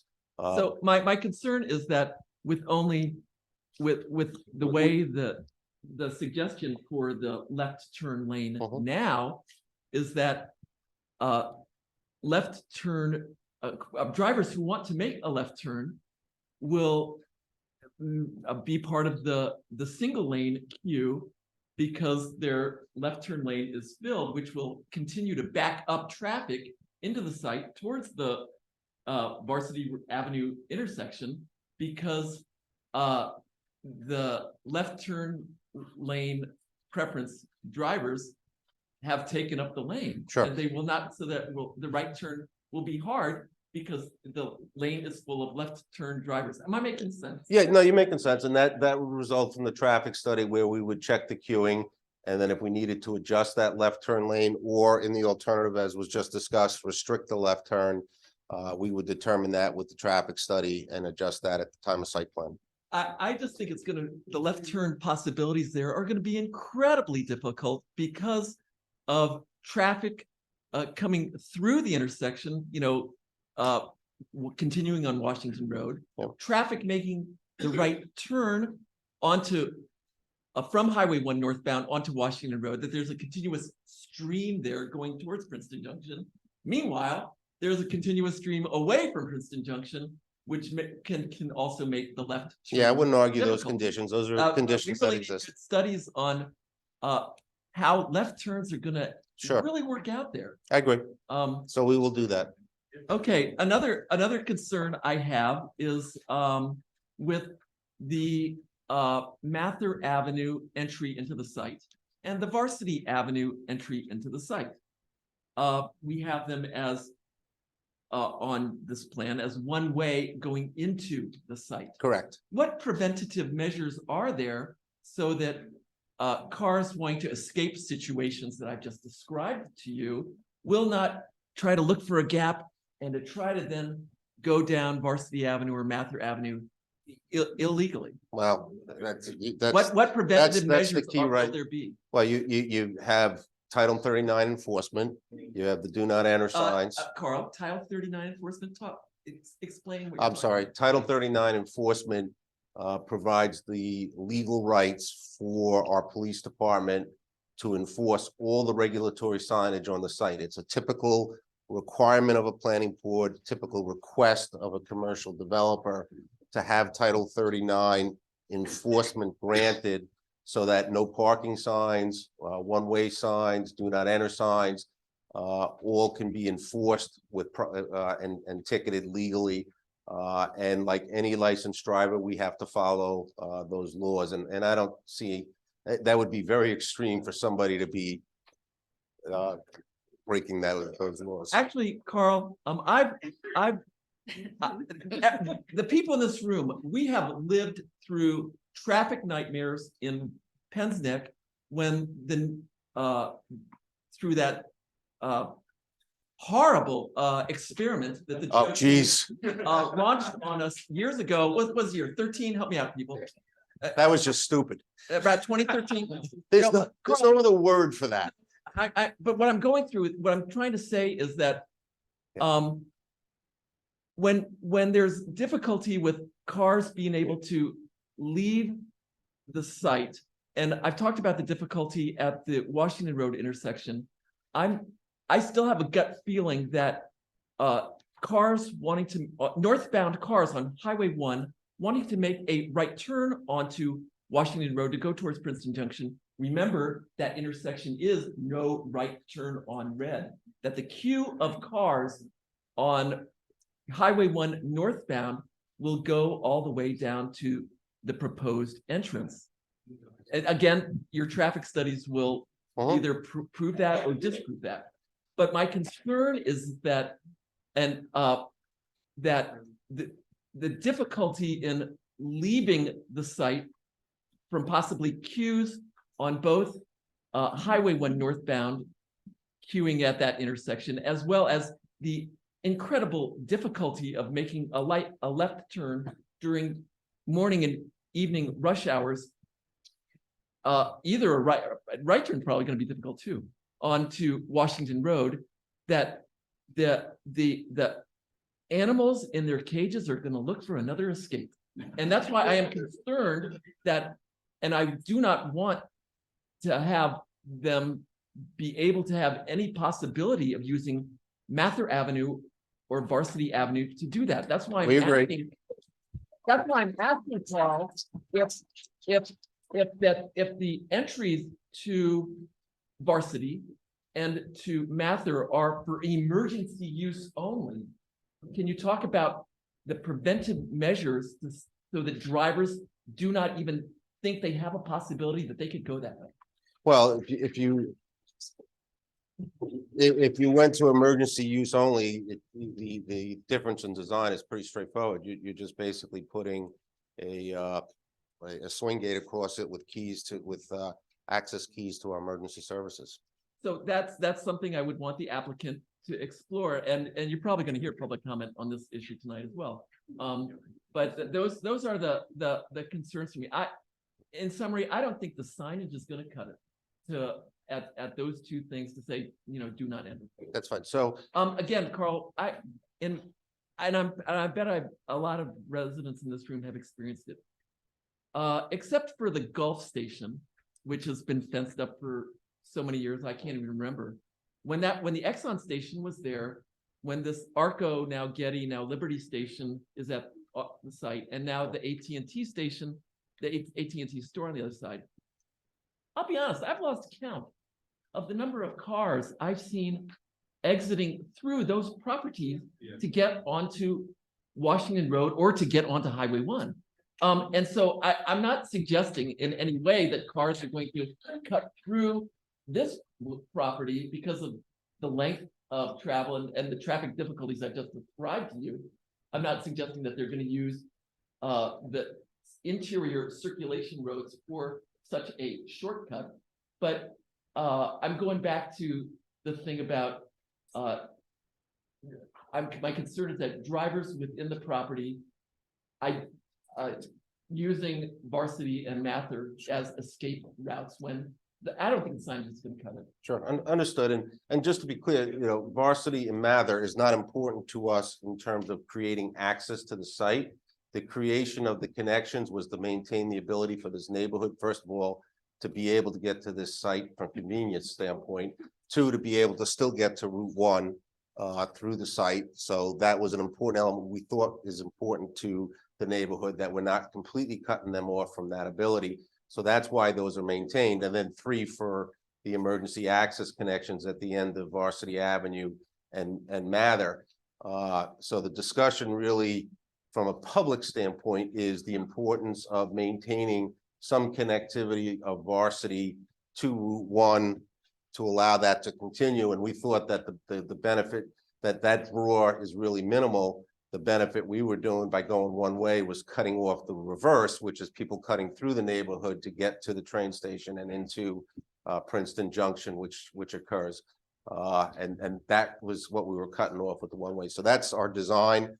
We're certainly willing to work with the town and the neighborhood on that. There might be divided ideas about keeping that connection, but I just want to be clear that we're not seeing those connections as important to the functioning of this development in terms of it being successful. We saw it more as keeping the neighborhood connected, and then the emergency access, obviously, and so forth. One other thing, and then Andrea, I'll recognize you. I'm concerned with, even though you've got paired entry lanes at the drive-throughs, even if they are paired, it doesn't look like it looks like there would still be car length spill over into the lanes. Yeah, we don't believe so. So I will want more study on that, as well as that's fine. The industry traffic standards studies we can on queuing at these type of places. Well, when we come to the board, we'll be able to come with more detail as to the operators. But as I said, the industry standards are about that 8 to 10. And where the industry has gone is the double queue boards in order to efficiently use the queue area between the pickup window and the queue boards. And this is, I want you to be careful with the numbers, because when you say 8 to 10, it's the impression I now have, and seeing the little rectangles that represent cars on the plan, is that counts cars who've already made their order waiting. In no, that's the entire queue. Yes. Okay, but I'm thinking, but the way my mind works, when I think of queue, I think of queue waiting to order. Yeah. Which is why they've got that correct. And as I said, yeah, so when we get to the site plan, we'll be able to better describe that, but you end up with 3 vehicles before each order board, and then the order boards work more efficiently because you have both order boards, and that's where the industry has gone, to shorten that queue before the order board and fill the queue after the order board. And you can see that up and down the one corner. If 3 is actually enough. I mean, I would think in these post-pandemic times, more of customers of these type of stores are doing more drive-through interactions than they have in their previous life existence. Correct, which is why this is evolved. I just think have no offer in enough places for the queue. But you'll study that. I'd like you to study that some more. Andrea, go ahead. Yeah, the Mather one. Right now, there's a it's a circle, there's nothing there in the end of Mather. As the roundabout, right? So what's the need for it over here at all? What's the need? Well, for one of it? the things emergency services wanted was the ability, with the elimination of the cul-de-sac, to come into the site and just come up Mather and exit into the site. So that was added as part of the And discussion. they need that, and they need varsity? I mean, they're not exactly. Well, far and from- again, as I said, varsity was kept both for that reason, as well as, the applicant understanding from its discussions through the years was we did not want to cut off the ability of this Right, neighborhood to that's still a- get to. Route And 1. that's something that, and I know there is, some people want and some people don't want, and Right. yeah, and not, I don't know if anyone's ever taken a vote, but I know every time there's been a here, some people didn't want to lose the ability to go on. Yeah, there'll be But- time. Yeah, I mean, yeah, well. Hold your horses, folks. I think why I we're think here. The idea of this, is we pretty much want to see what the neighborhood wants, and I That's don't why know, we're we here. know if it's 50-50, but I'm just looking at Mather. I mean, right now, if they have varsity, they still want Mather. Well, emergency services would want the ability to just come straight out in some manner of Mather. From both roads. Yes. Oh, so that could definitely be made, Mather at least, let's talk about it, we'll worry about the neighbor, could at least be made a emergency services, other than I assume everybody would like a sidewalk to be able to walk in and get to the convenience store and. Yeah, you would, And buy you again, would stuff keep like the that. design and we'd work with emergency services as to some sort of control. All right, and I assume something like one of those spears that get people's tires is not, I was actually thinking about that. yeah, I'm sure I'll be told for 100 reasons why you can't do that. So, but it's a good thinking about it. So what you're telling us basically is if we said tomorrow, hey, nobody in the neighborhood cares about that entrance, or at least is willing to give it up, and we want to make varsity one way with it only being emergency services and lockdown, that you have no problem with that. That's. I think we're here to hear that input and Is, we'll, I'm the saying- owner will take it under advisement based on what he's heard, yes. And, certainly we need your professionals to weigh in, and we need emergency services to weigh in. But, But as I said, those connections are, we don't want to draw traffic through the neighborhood. That's not our intent. They were there for specific reasons related to the neighborhood and to emergency services. Come on. Yeah, I mean, last time you were in front of the planning board and council, the opening to Mather never came up because everybody assumed there was no opening. And definitely, I mean, I've seen many emergency access where you just put a chain link which a fire engine can break, but There are multiple ways to do it. I yes. won't go through that. But I was also thinking some way of physically not, I mean, on varsity, people were divided, if my memory serves right.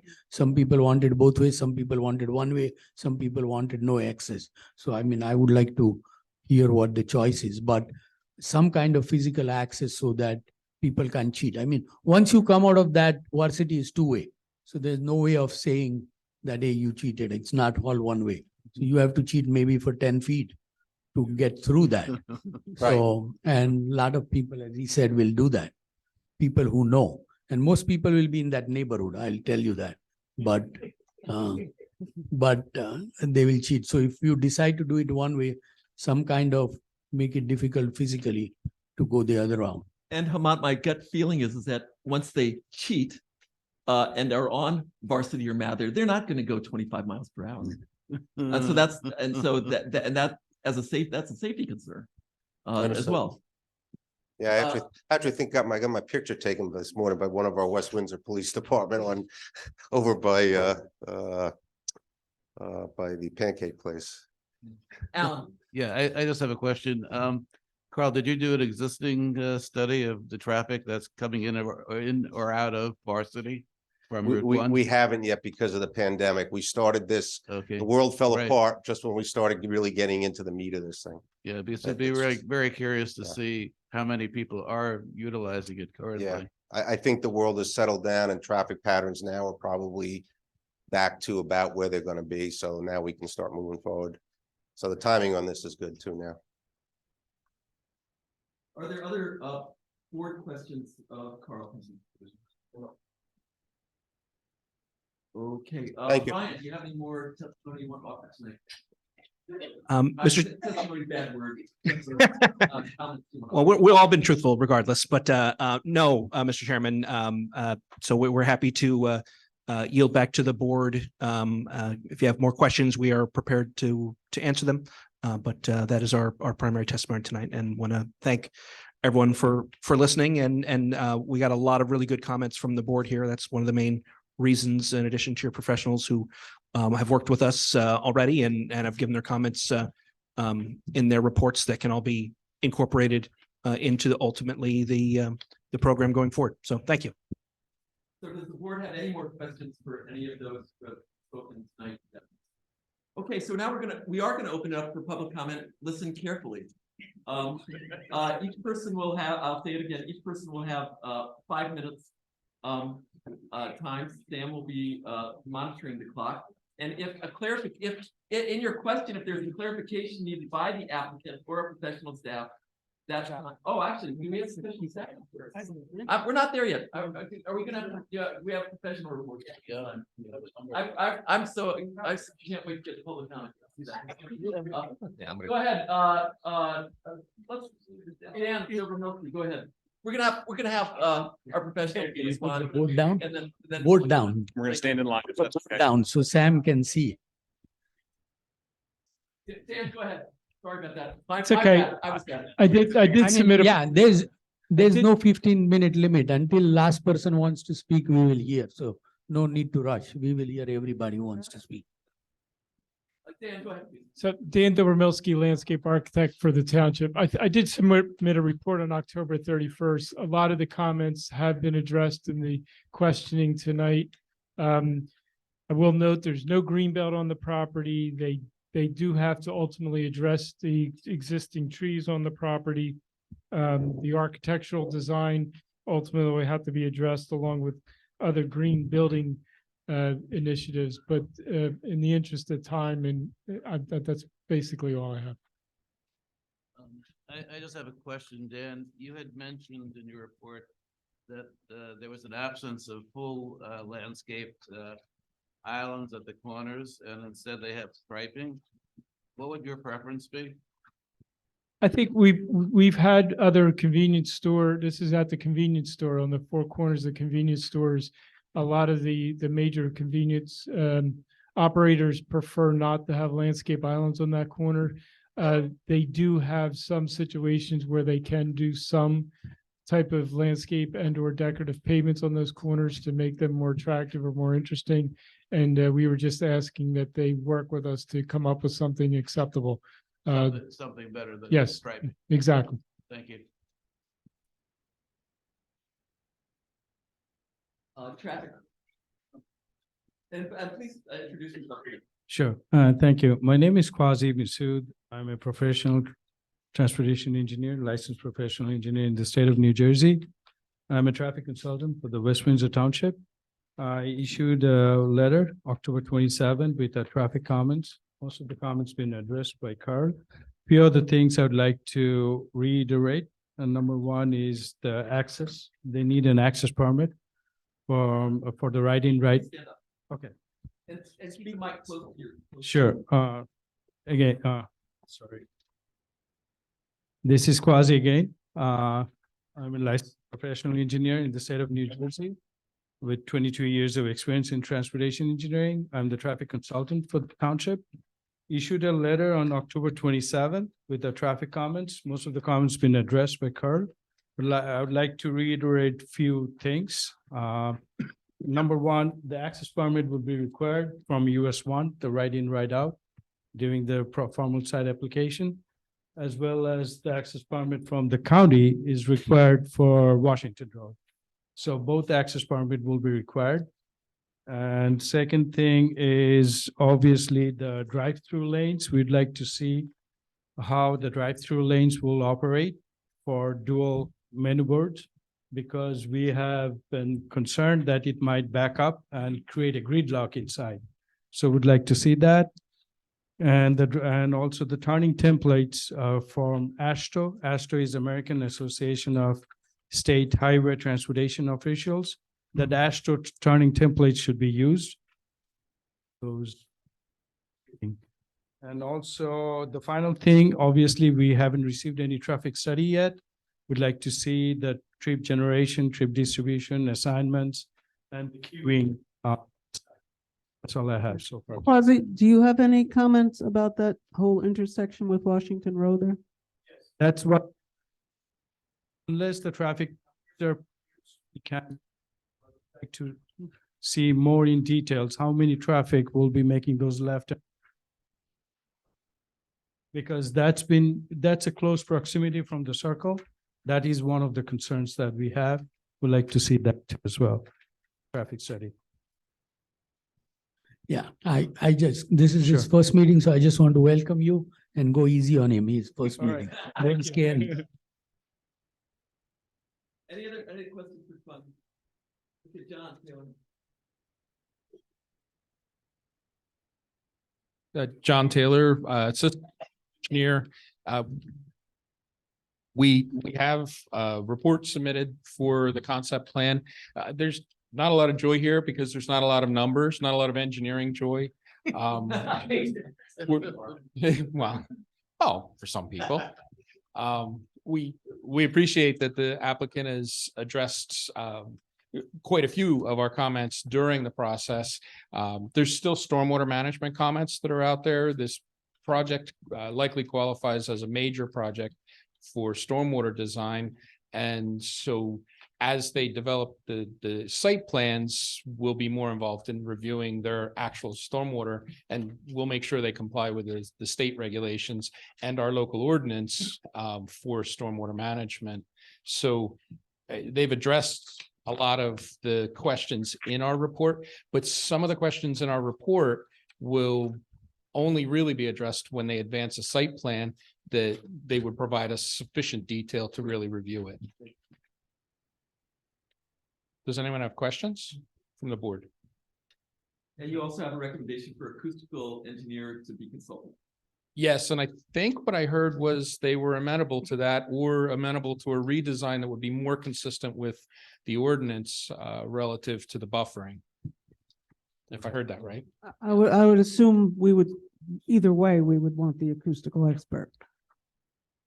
Yes. Yeah. Yeah. Sam, now we have somebody on to represent us for acoustic, right? We will, as part of our package to the planning board, have that addressed. Correct, Mayor. The planning board in January on reorganization, we're going to be hiring a noise and air quality expert who will be reviewing the application on behalf of the township. Okay. John, anything else? That's all for me. Dave? Good evening, everybody. Again, my name is David Novak. I'm with Burgess Associates. We're the township planning consultants. We had issued a planning memorandum dated October 31st, 2021. I'm sorry, 2022. I'm a year behind. The applicant had addressed a lot of the questions that we had. Actually, a lot of the questions that we had in that memo were also asked by the board. So I don't really have that much left. The one thing that I will say is, as these plans get refined and architectural plans are submitted, one of the things that we will be really keeping a close eye on is just how these buildings are designed. The redevelopment plan encourages that the buildings have some sort of similar architectural treatment throughout, so that it's going to look like a cohesive design as opposed to just 3 or 4 buildings that are randomly plopped down on a site. So we will be keeping an eye on that cohesive design element, as well as making sure that the buildings look attractive from all corners as well. We want to make sure that buildings aren't designed with just the Route 1 corridor in mind. So everything that's nice and fancy is facing that way, and everything else is just a plain brick wall. So once the architectural plans are submitted for review, will we be commenting on that? We will be reviewing those plans as well to make sure that it is consistent with some of the design themes that are provided in this plan.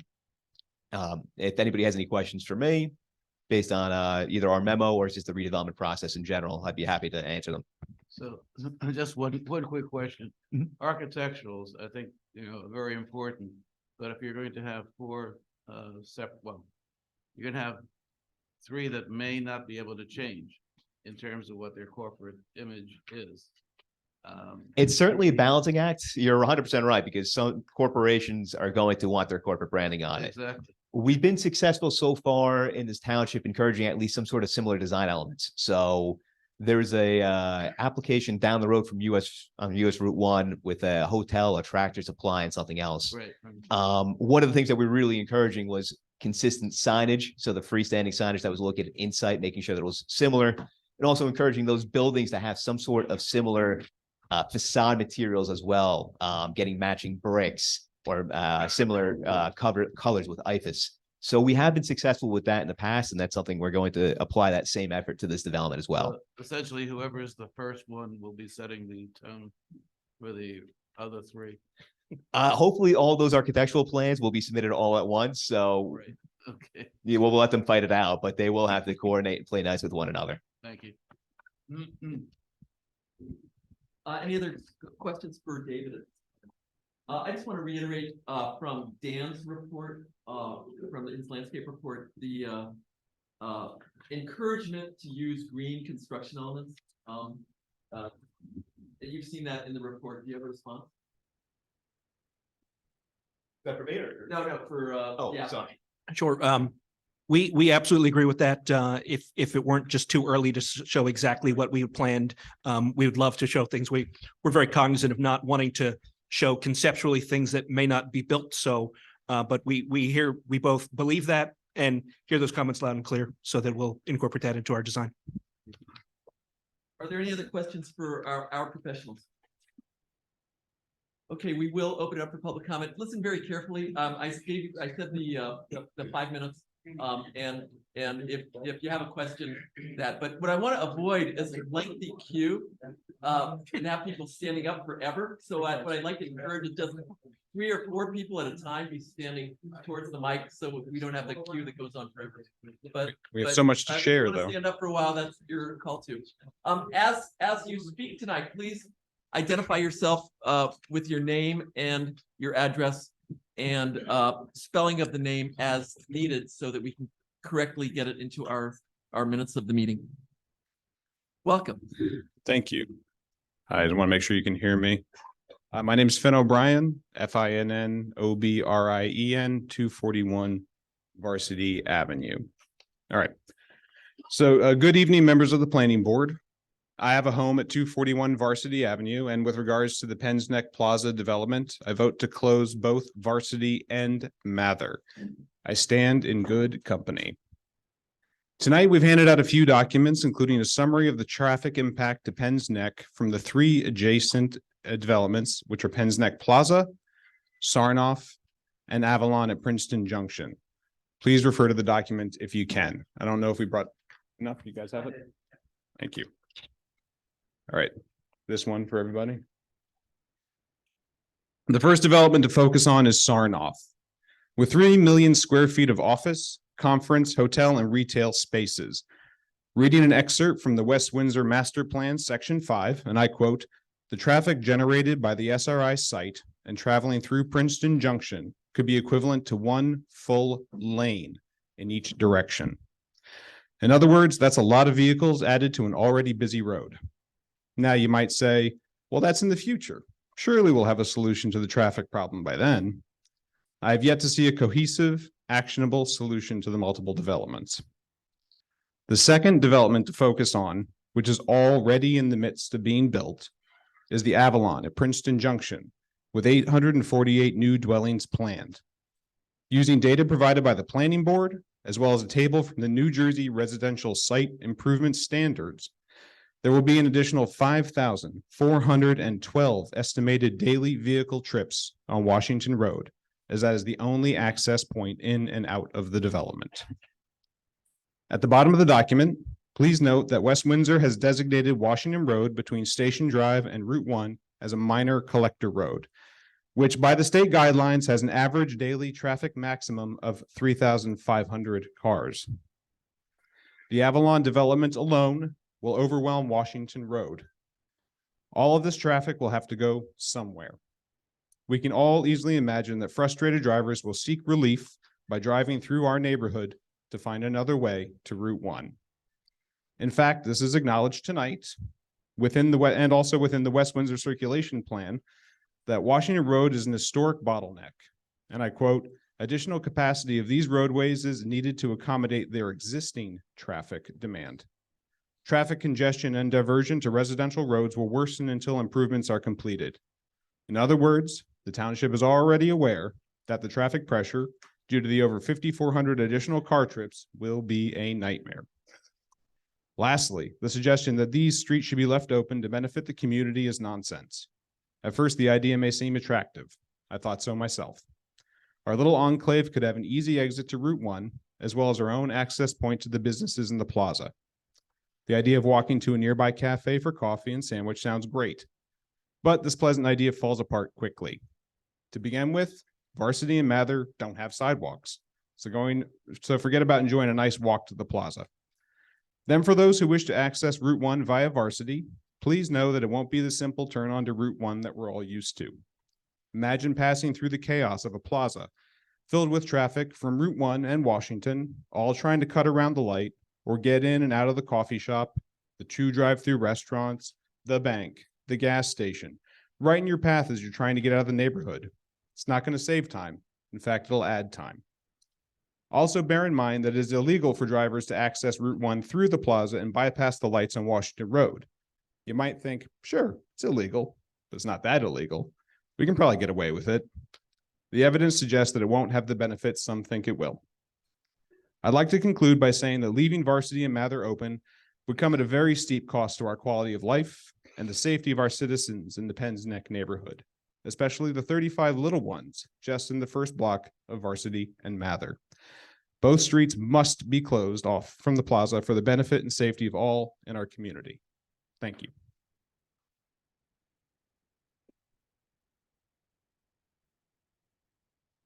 Hi, I'm not that tall. Hi, good evening. My name is Amy Woodward. I live at 262 Varsity Avenue. If you saw on the previous map, the street of Varsity leading right out into the development, I'm the first house on the left there that you'll see. So the home next to mine is being torn down to make way for part of this project. As Finn said, the residents of Penns Neck are being surrounded by development. Penns Neck Plaza, Transit Village, Ellsworth Shopping Center even, the SRI property, and don't forget Princeton's Lake Campus, which will be right across the street from us. It seems that part of the answer to this traffic nightmare will be created is to filter traffic through our neighborhood at Varsity and Mather Avenue. And our road is not meant to be a Washington Road bypass. In the initial discussions in plans for Penns Neck development in 2019, as was stated earlier, Mather entrance was never presented. What other small scale plaza in this area has 4 entrances, 2 of which filter through a residential neighborhood? Look at McCaffrey Shopping Center on 571, the Square at West Windsor on Route 1 North, East Windsor Village Shopping Mall on 571, and Windsor Corner Shopping Center at the intersection of 571 and 130. None of these shopping centers have access points from adjacent neighborhoods, and none of them have 4 entrances. There's no precedent for this anywhere else in the township and the surrounding areas. There's no acceptable opinion but to close Varsity and Mather. And the developer states, quote, "The project will serve the needs both of the members of the local West Windsor community and Route 1 travelers." And the applicant, quote, "has worked with the township to create a gateway for those entering West Windsor from this location." So make no mistake, this development is not benefiting us in any way. It will benefit the thousands of commuters that pass by every day, and that's fine. But don't let this fool you into thinking this will benefit Penns Neck in any way. How is this going to be a gateway to West Windsor? I can only imagine what that gateway looks like with lots of traffic backed up in every direction.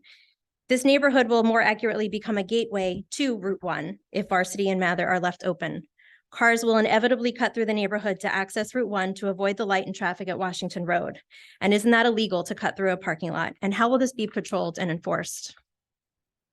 We have a neighborhood full of school-age children who walk to and from the various bus stops. Families walk and ride their bikes around. Many residents jog and walk their dogs through the streets. There are only 3 properties that have sidewalks on Varsity Avenue between Route 1 and Pearson, and there are no sidewalks on Mather. The safety of the residents should be the priority. While I understand this area has been determined to be in need of redevelopment, it cannot be done at the expense of our safety. We will not allow it to endanger our unique residential neighborhood and the safety of our children. I implore the board to consider the residents of Penns Neck who will have to live with this decision long after the developments are built. Close off Varsity, maintain a solid berm with no gaps, keep Mather closed with the existing cul-de-sac. And if other solutions aren't possible to alleviate the flow of traffic on this small 1-mile stretch of Washington Road, then maybe the scope and scale of all of these developments around us are not a good fit. Please keep Penns Neck safe and preserve what's left of this historic century-old neighborhood. Thank you.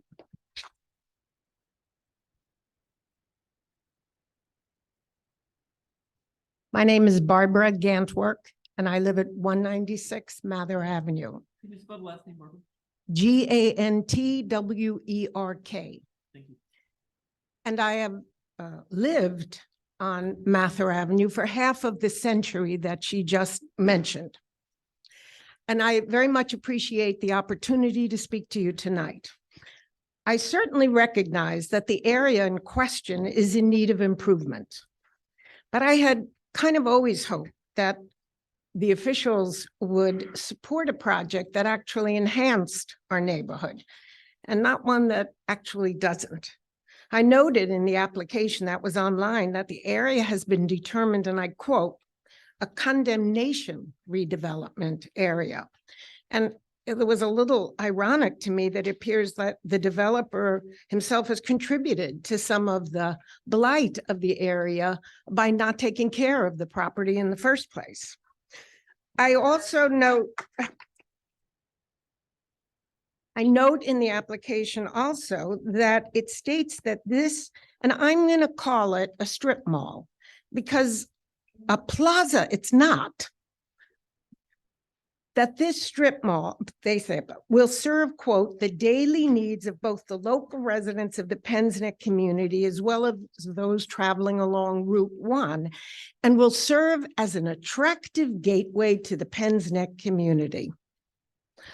Now, for one, the Penns Neck community does not want or need this strip mall, and it in no way is an improvement to our residential community.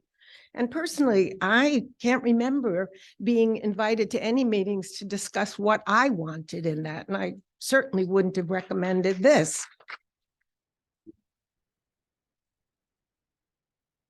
I really don't know many people who would believe that an attractive gateway is a 16 gas pump garage, 2 fast food restaurants, not cafes as they are oddly referred to, and a convenience store. In fact, it's clearly the opposite, and a statement of how our officials may view our Penns Neck community.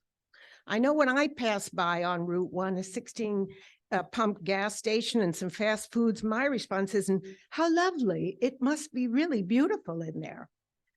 I have been led to believe that this proposal is moving along, that no matter what happens, the proposal, the concept is moving along despite the community opposition.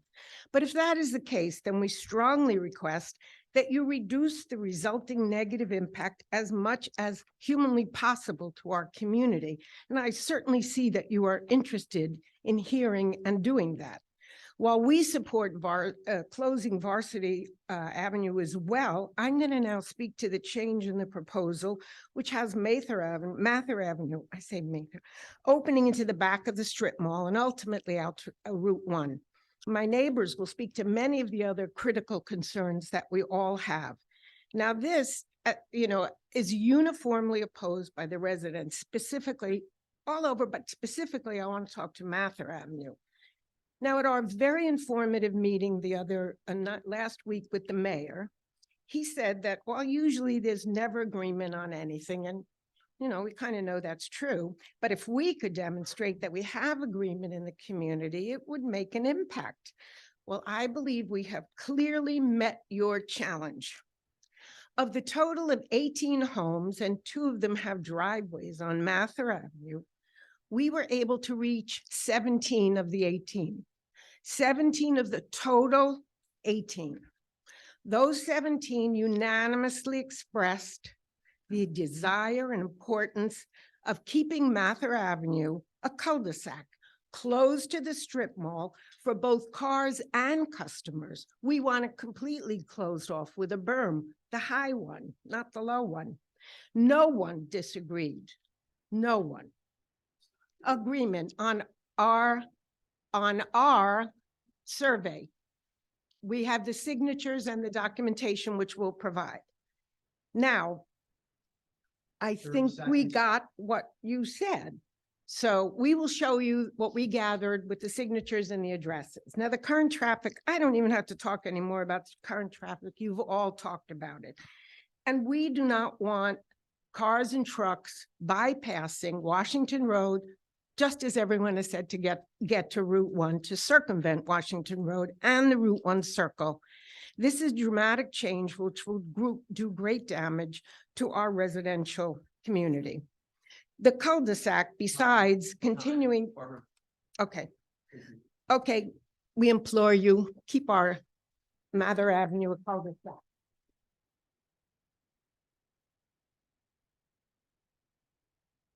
Good evening. My name is Kripesh Nayak and I live on T255 Mather Avenue.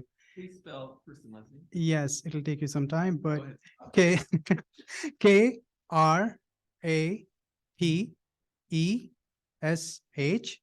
My last name is Nayak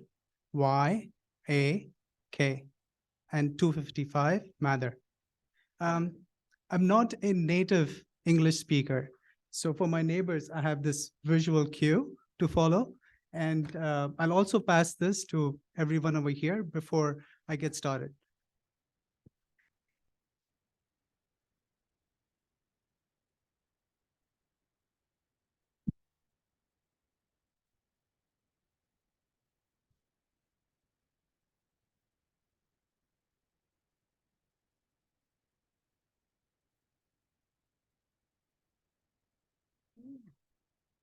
All right, so the proposed development plan is within 200 feet of where I live. So I fall in the category of those people who will be most impacted by the change that is going to happen here. Our first concern is around the one-way entry into the plaza from Mather Avenue. The speakers before me have spoken at length on not opening Mather, even if it is for emergency vehicles. The one-way entry was not part of the plan when it came for approval in 2020. And we strongly believe that it is much easier and faster for the emergency vehicles to access the plaza from Route 1 and Washington Road rather than use the residential and narrow streets of Varsity and Mather. I mean, if you look at the plan, you can see that you're building a convenience store. It's not a stadium. It really does not require so many entrances to get into a plaza. The second area of concern our neighborhood had is around the conversion of the cul-de-sac to the buyer retention area. The cul-de-sac at Mather Avenue is used by a lot of commercial vehicles. And when I refer to commercial vehicles, we are talking about garbage trucks, we are talking about PSENG, we are talking about tree companies that use it, and they use it as a way to turn around. The current plan doesn't tell me how these vehicles are going to make a turnaround without using our driveway. So this is something that I would really like everyone on the planning board to give it a thought, because the current plan is not going to work for us, at least for the residents who live around. So the third concern we had was around the berm. And the berm came for a lot of discussion in 2020. And we were told that the height is going to be 12 feet and then 8 feet as the barrier. What we are seeing in the plan right now is an 8 feet berm. I mean, given that we are living in 2022, and I think it was brought up by one of the gentlemen over here, we definitely want the berm to be at 12 feet with the total barrier of 20 feet. The fourth concern we had was along the length of the berm. So we would like the length of the berm to be extended around the perimeter of the Mather Avenue cul-de-sac. And that's probably the only way to make sure that there is no foot traffic that's coming in into Mather Avenue, or we don't want the noise that comes on because we would really like to keep the neighborhood safe for all the children because they use the cul-de-sac to play around.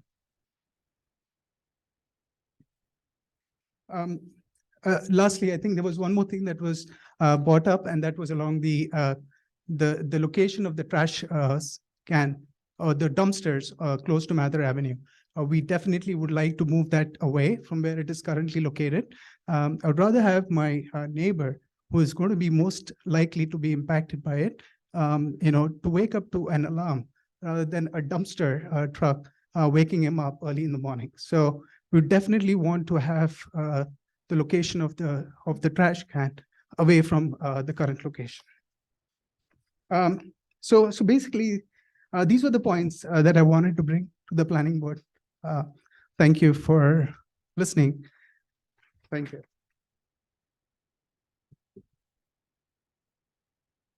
Hi, Jerome Keeler, Keeler, 252 Varsity Avenue. First of all, I want to thank the planning board for already having brought up so many of the concerns that are obvious in relation to the traffic. Now, I want to echo some of the points my neighbor Amy made. I actually made trips to 20 different strip malls or malls over the past week. I was looking to find one that was divided from the residential neighborhood behind it by a berm or nature area where you could cut through the berm. A total of 20 feet high, berm plus wall, into the shopping area. Of the 20 sites that I found, or any opening from the residential area into the shopping center, of the 20 sites that I surveyed, how many would you guess, members of the planning board, Martin, the developer, the lawyers, how many do you think I found where you could cut through like that? 0. There's a reason for that. There are a lot of reasons for that. Number one, the people who live there don't want a cut through. It's a stupid idea. Okay, it's not safe. Second point, in addition to being a community organizer, I'm now also an amateur crossing guard on Varsity Avenue.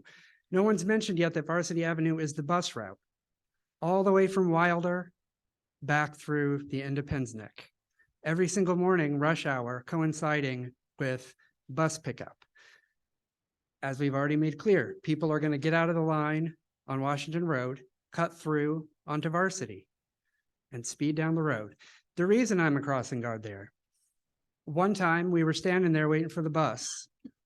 Staples truck speeds down the road, makes a right turn in front of a stop school bus that has its red lights on, and the Staples driver curses out the bus driver. Bus is full of kids. Just 3 days ago, I was stopping a car. The bus is right there. I stop the car. The bus drives away. I turn my sign around to say slow. The driver beeps at me 4 times, very loud. These are the kinds of people who speed down that road, okay? I don't care whether they're going toward the shopping center, away from the shopping center. It's going to get worse. With an opening, as has been pointed out, they don't care. They're going to cut through. Those need to be closed strictly from a logic perspective and a precedent perspective. This is unprecedented. You don't find this. Next, I want to add a little more cynical take on this sudden flip between 8 feet and 12 feet. I don't think that the developer and his team forgot about the geometry of how the berm works. I think it has a little bit more to do with money and the fact that a 12-foot berm with an 8-foot wall is a lot more expensive than an 8-foot berm with a 12-foot wall. I almost guarantee you that, because all the dump trucks involved and the hauling of material and the material planting the material. Okay, that's some bullshit. To do that for money, when it means that the people who are right next to the wall are going to have to look at a 12-foot wall instead of an 8-foot wall. Nobody wants that in their backyard. Take it for what it's worth.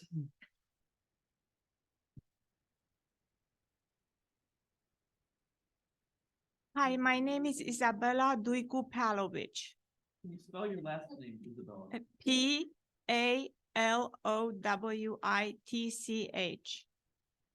And English is not my first language, so please allow me 6 minutes because I only have a page and a half, okay? And your address. 198 Mather Avenue. Thank you. Go ahead, Isabella. Okay. So I lived in Princeton, in the Princeton area for 40 years and in Penns Neck for 4 years.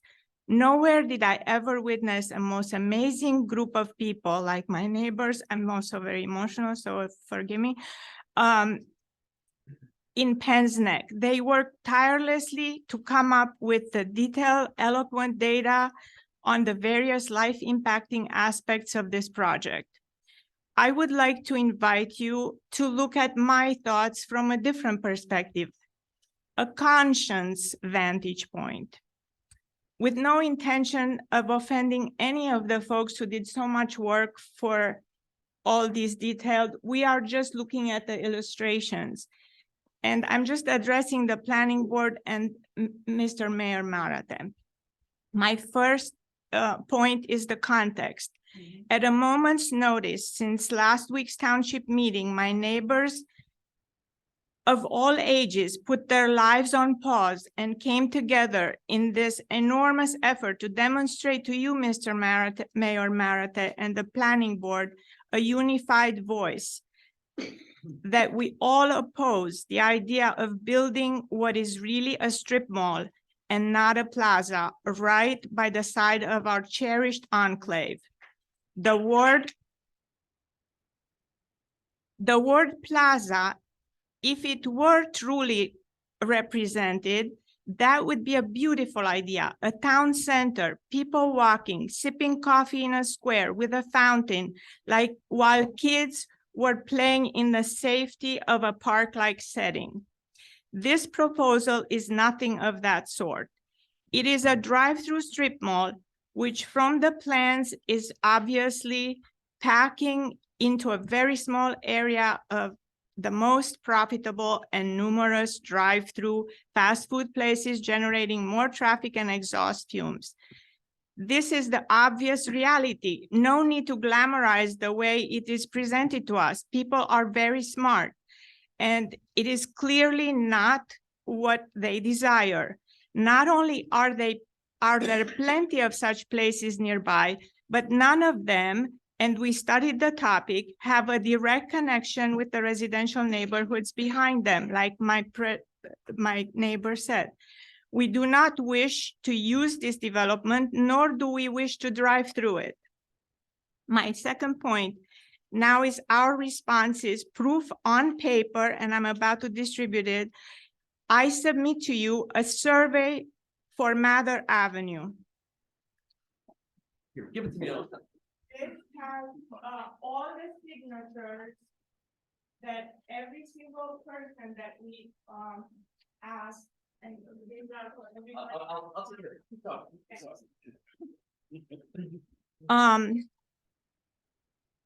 Okay. This experience of the past just short few days of total solidarity among neighbors and coming together to oppose the creation of a so-called Penn's Neck Plaza, for me was priceless. I got to meet, talk, and work with my amazing neighbors.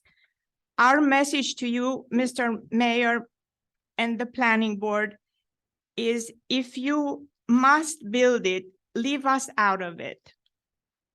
Here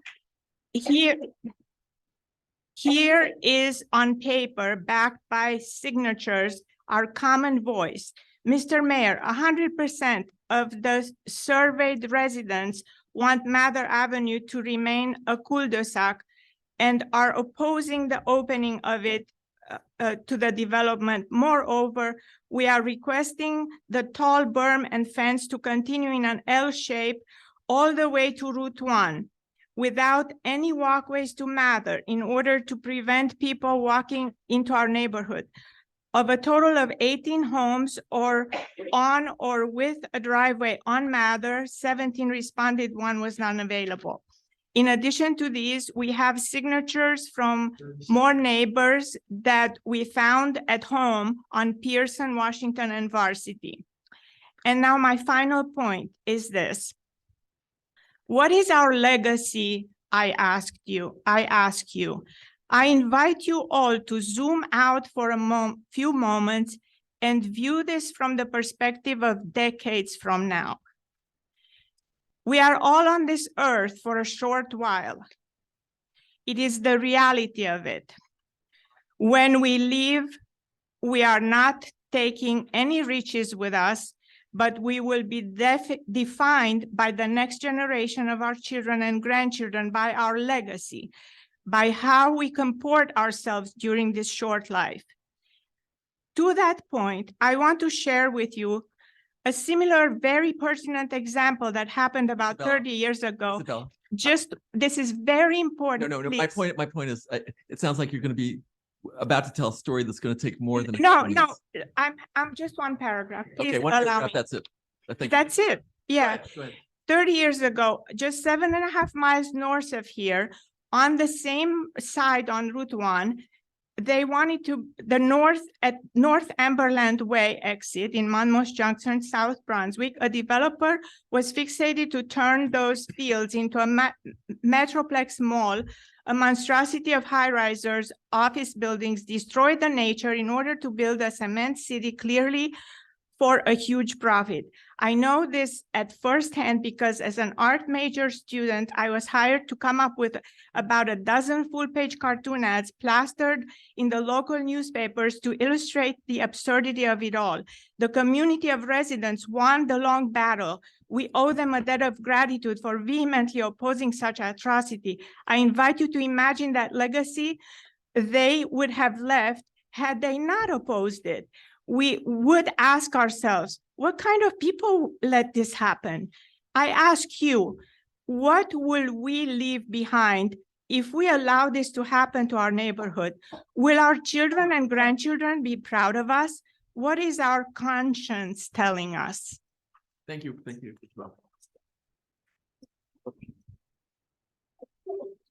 My name is Charmi Patel Pena, and I live at 232 Washington Road. I have two little children. They are 10 and 12. Yeah, just again. Sure. 232, down the street from you, Curtis. The only other time I've Charmi Patel Pena, ask him, he knows. Spell the last name, please. PATEL-PENA. My time better not have. No, started. that's not part of you. Okay. Go ahead now. The only other time I've spoken at a town meeting was at the initial development discussion for this space. It was before I knew about Avalon, and I told council about how every morning people are so rushed on Washington Road that on my oldest child's first day of kindergarten pickup, a car tried to pass him on the right while he was getting on the bus. This is a regular occurrence. I worried that adding this development without mitigating traffic would cause this to get worse. Even now, because I'm one of the few homes without a tree border, people sometimes miss that we have now put rocks on our lawn and tried to turn around on it. Sucks for them. Traffic and driving behavior on Washington Road is a given, and I knew that when I purchased my home. I knew that leaving my driveway would be rough, but I loved Penns Neck, the sweetest neighbors and the kindest families. I love it so much that my sister recently moved on to Mather to join the community. What I could not know then is how much worse the traffic would get. Avalon will add 5,000 cars a day to a street that currently has no traffic mitigation strategy from something it's already overflowing. This new development will add additional traffic. I appreciate the applicant not doing a study until after COVID, but even a study now will not show us the post-Avalon effects.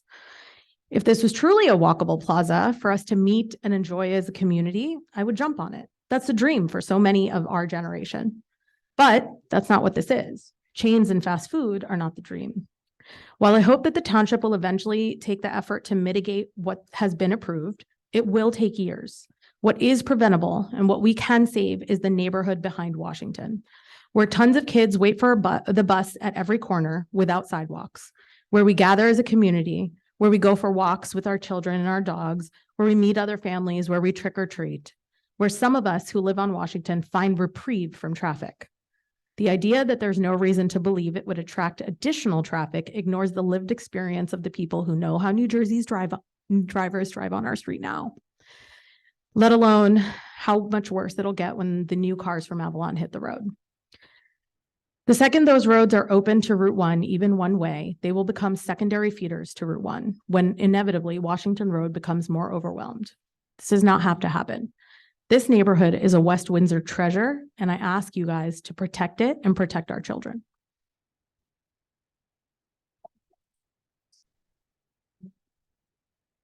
Hi, my name is Lee Goldberg. I'm the unavailable responded in the survey at 202 Mather Avenue. The first of only four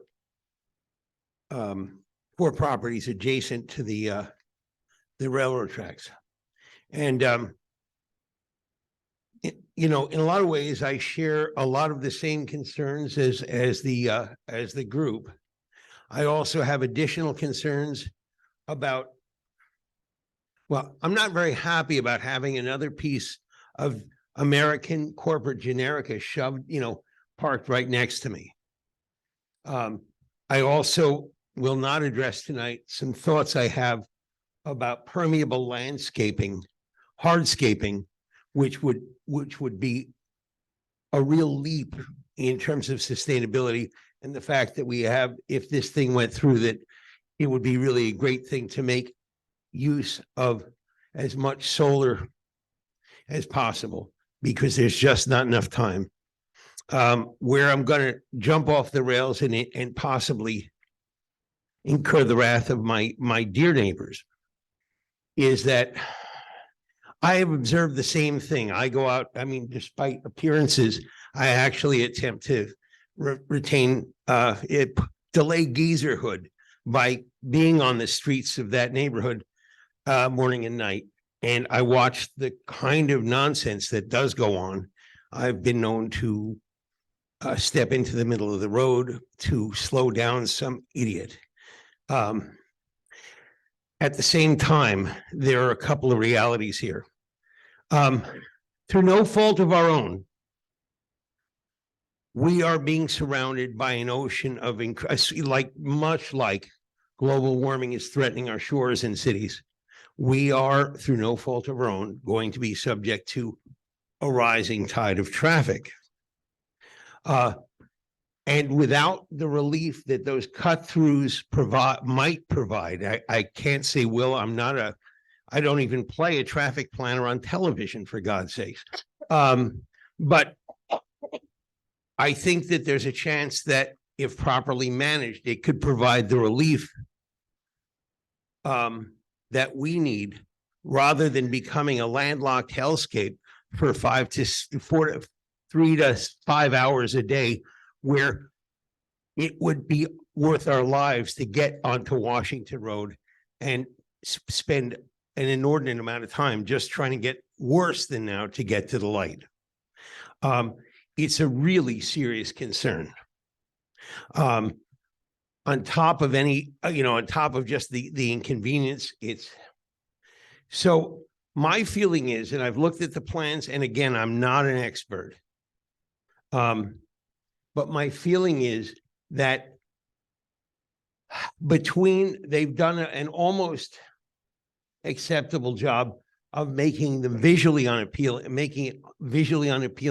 not providing visual cues to would-be truants or whatever you would call them. I think there's more that could be done with that. But again, I'm not an expert. I also feel that if there was some traffic calming provisions that made it unpleasant for people who would consider doing, violating our neighborhood. I've seen that done in various places. Urban areas are pioneering lots of, this is something I know at least a little about putting in traffic calming that allows access and egress, but really discourages through traffic. This, I don't know if that's practical. I don't know about anything, but I do know that, and I also have this weird notion, and I don't know if it's true, that making it one way might reduce, when I'm on my little 3-wheel recumbent trike, that it might reduce the number of people who harass me and nearly run me off the road just because it is one way, and because I don't know. The last point, and then I will shut up, I swear. I think we need to enter this in a considered manner. And what by that I say, we should treat this as an experiment. And God, I wish we could have something other than generic stuff up there. I just wish I could have an old hippie coffee shop. But we need, but regardless, I'm time. Well, the one thing I want to say is we can always petition to block that off if it's causing us real problems. I think that it would be a relatively easy thing to muster community, a muscular community response to get the darn thing closed off. But if we don't have initial access to see what happens and see how we can work the problem, that option is closed off forever, and just prepare to wait to take 15 or 20 minutes to get out of our neighborhood and try to live our lives. I'm done. I'm sorry.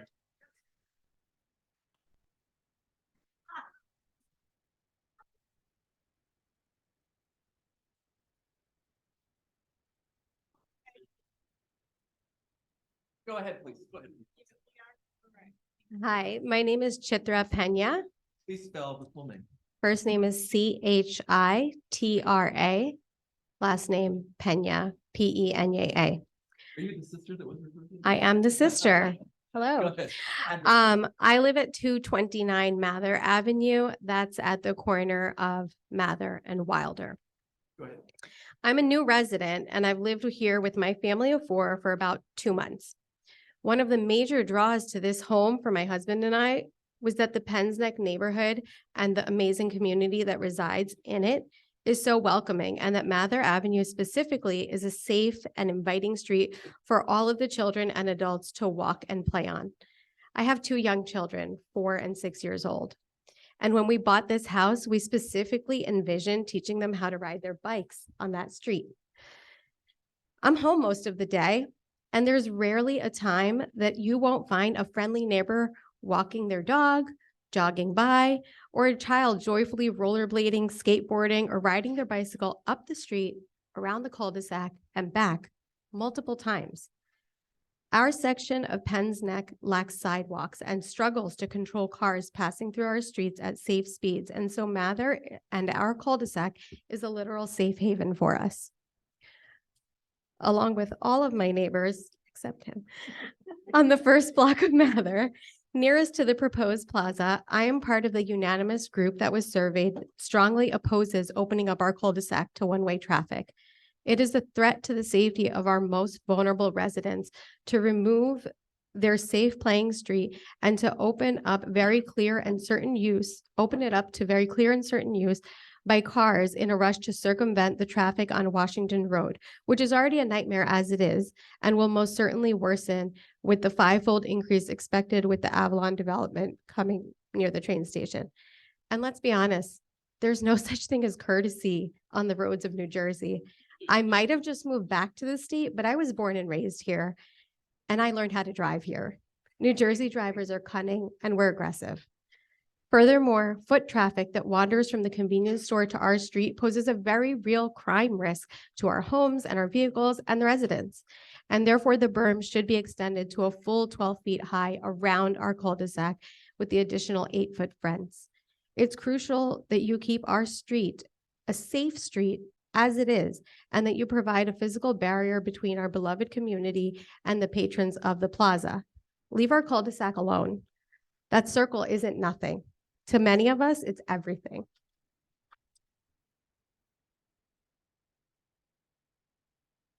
Good evening. I'm Guy Pearson. I live at 241 Fisher Place.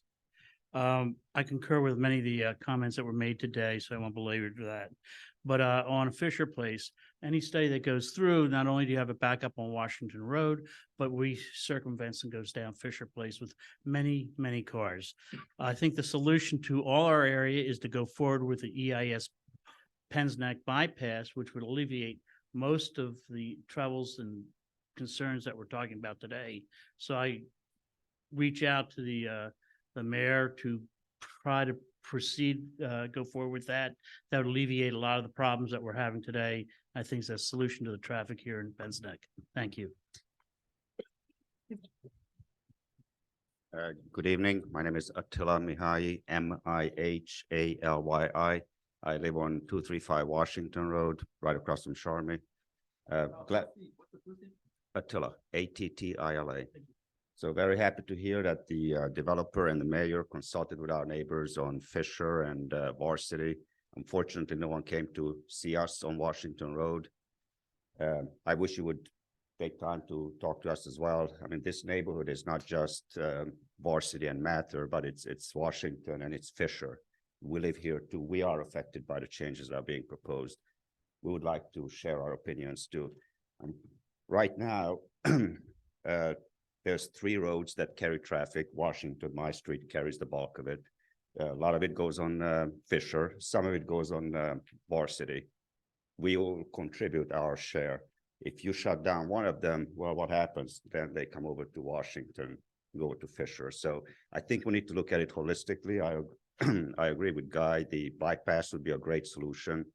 Otherwise, we are kind of creating some winners, some losers. It kind of changes the total equilibrium of the neighborhood and the flow through.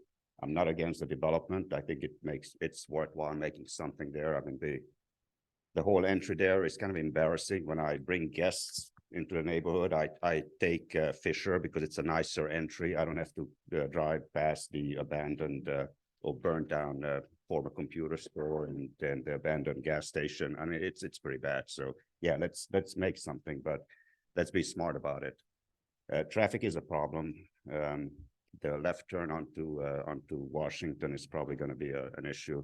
I'm kind of curious to see how the left turn onto the development from Washington is going to work. You know, it's a pretty narrow road. It's 2 lanes now. Now 3 lanes are being proposed. Where's the space going to come from? I mean, there's a cemetery. There's my neighbor across on the other side. Who's going to give up space? I assume the dead probably. But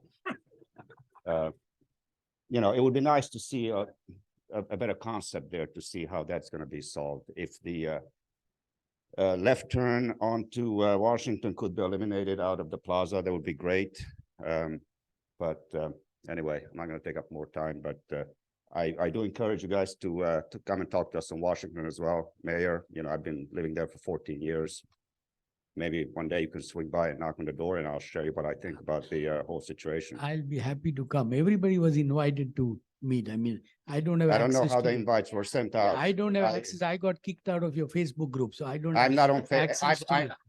I am not on Contact you. Facebook. I'm not on Facebook, but The invitation was open, not only to you, anybody from Timbuktu. I promise, if you knock on our door, we won't call the cops. I will. Okay, thank you. Hello, I'm Betsy Ferrer, spelled Ferrer. I live at 254 Washington Road. That would be right next door to where this redevelopment is happening. And I have some concerns. When the houses next to us are torn down and the berm is built, will the developer take long-term responsibility for maintaining the trees that are planted here, maintaining the fence? It's not going to last forever. Will he fix it when it starts to crumble? Will this be put into writing? And how will the township hold the developer accountable for keeping this area looking green and healthy, since it is the gateway to West Windsor? Second, it was mentioned that Washington will be widened, and I'm curious about how far down that widening will happen. Will that be just within the redevelopment area, or will that be farther down? If it is, that will be my property. It'd be nice to know if you will be using that for the widening. Also, as my neighbor mentioned, with the addition of the left turn lane on Washington turning into the redevelopment area, where will that area be taken from? Will that be the shoulder be eliminated to make room for that lane, or will that be also taken from my property and my neighbor's property across the street? So you're adding a lane. I'm not sure where that lane is going to come from. So I'd like some more information on that. Third, talking about the left turn lane coming out of the redevelopment area. We are situated right next to where this left turn will be. We are well familiar with the impossibility of crossing Washington. You could say we have done an informal traffic study of our own in the past 15 years, and we have concurred that we can never turn left out of our driveway between the hours of 6 a.m. and 9 a.m. in the morning, between 4 p.m., 7 p.m. at night, and pretty much never on a Saturday. So we turn right and unfortunately have to go down Fisher, we can never turn left. There's no such thing as a courtesy gap. You're taking your life into your hands if you are attempting to turn out of our driveways. When we have guests over, they are very uncomfortable trying to get back onto the road because cars go so fast coming the other direction, which is another point. As cars are coming around the circle and they're coming down Washington, they are flooring it once they pass the current gas station. There is no way they're going to want to stop and allow a car to turn out from that redevelopment area going either direction. And even if they do stop, the cars behind them are not going to be expecting them to stop. And there's going to be all sorts of accidents, rear endings. It's going to be a huge mess. So I would ask you that you please eliminate that left turn coming out of that redevelopment area. I cannot imagine how that is going to be feasible at all. Lastly, although we do not live on on Varsity or Mather, Penns Neck is our neighborhood too, and we believe strongly that these roads should be closed off. We don't want this quiet residential area behind us to become a thoroughfare. Having lived on Washington for 15 years, visiting my grandparents there for 30 years before that, I know the nightmare of this road, and I understand why people want to avoid traveling on it.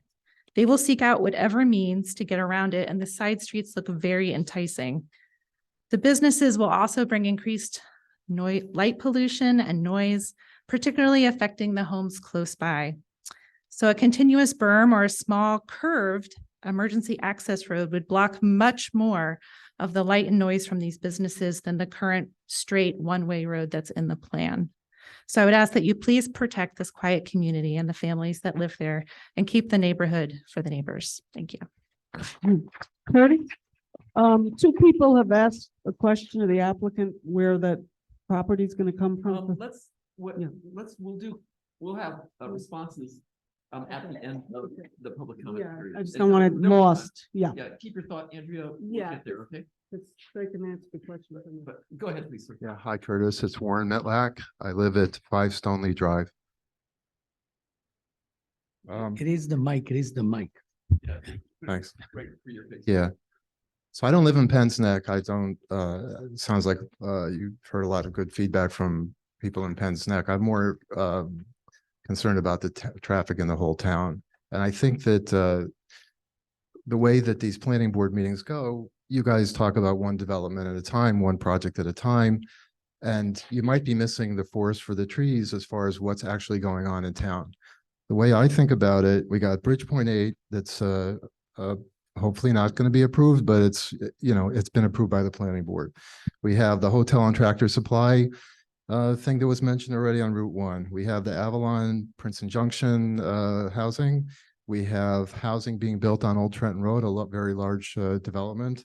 And we have Princeton University graduate campus being built. All these things are being built right now, or should be built in the next year or two. So anything you approve right now, any traffic studies that you do right now won't include any of this traffic that's going to be brought into town because of this. And I just wanted to point that out to you. I think, if you're looking for a traffic study to be done now to determine how traffic's going to flow, you need to consider all these other projects that haven't been built yet into your plan. Thank you. Good evening, Howard Eldridge, 205 Mather Avenue. There were two families in Princeton, Mather and Mather. I knew the Mathers. In a previous millennium, I served on the West Windsor Zoning Board, Board of Health, and Site Plan Review Board. So I'm kind of familiar with what you're going through. And I'm sympathetic in general to the development on Route 1, not as presented, just a development of some sort. Because I understand if you own the land, you have the right to develop it. And that's their current situation. I have a question. The detention water, where is it going to exit to? Is it going to exit to the canal or exit down by the tennis courts? None of the engineers know? The question, sorry, is where will it drain to? Where will the stormwater drain to? Well, we have still to do, we still have to do geotech, we still have to do stormwater analysis. So I wish I could answer your question. I can't at this time. Well, keep in mind, if you drain it to Route 1, the area under the dinky tracks is subject to flooding. It's already overtaxed in a heavy storm. I don't know whether you have enough elevation to go in the other direction. Right. You know, I understand. That's something we do have to look at. All how to right. do it right. And I would ask the board to keep that in mind. The location, I'm looking at the drawings, and it appears the location for your fuel drop is parallel to the roadway in. Is that correct? Yes. Our engineers nodding. Yeah. Yeah, correct. Okay. Keep in mind that a fuel truck dumps on the passenger side. That means he's got to approach that area either off of Washington Road or off of Mather Avenue. So he'd be able to circle around. No way. I'm 60 feet long. I live on Mather Avenue and I take up 2.5 lanes getting on and off Route 1 now. You're never going to get a fuel truck onto Route 1. You might, and you'll probably never get one off of Route 1. Now, I don't care what radius template you use. And if you want to see this in action, go down to Young's Road and Route 1 in Lawrenceville. It's an exact carbon copy. It's there. Try and get in and out of that facility anytime, day or night.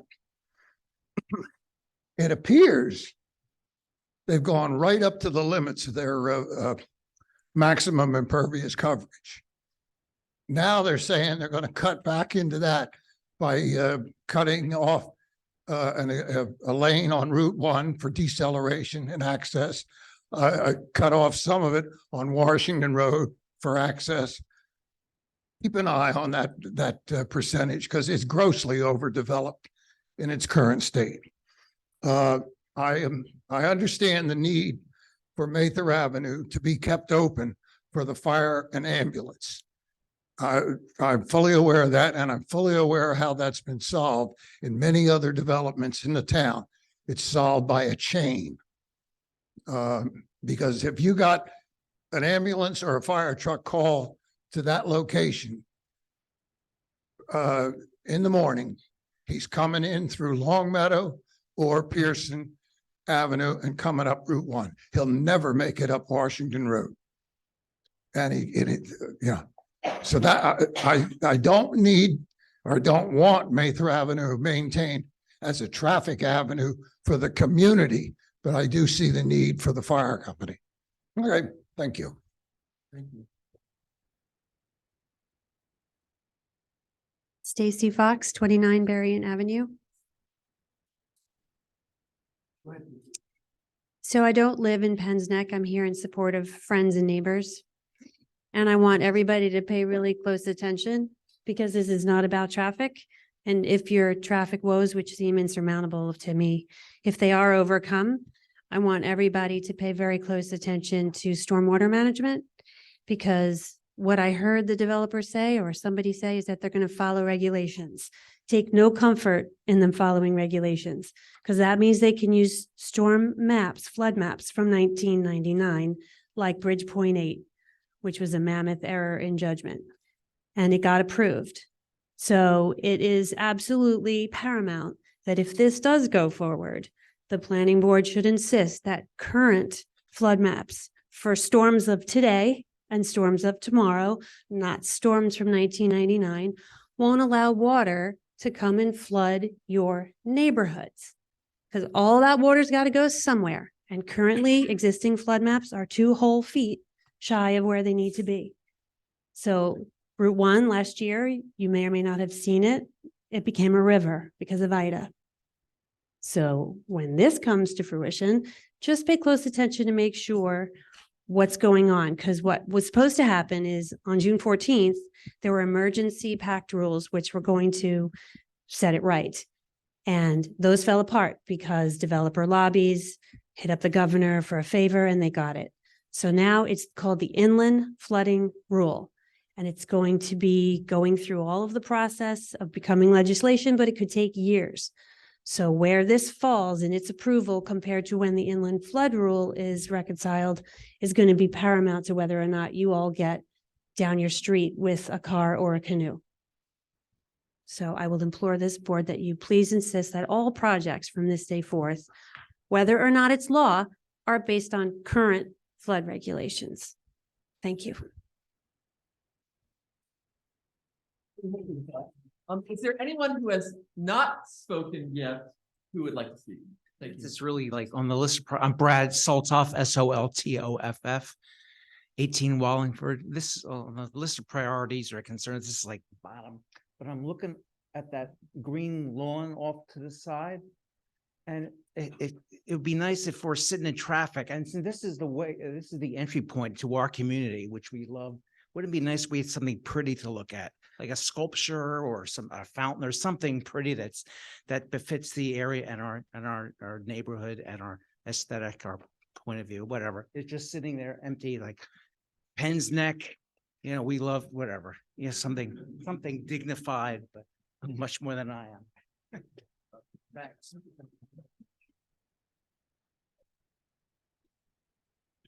Good evening. Terza Warman, WAHRMAN, 5 Stoneleigh Drive.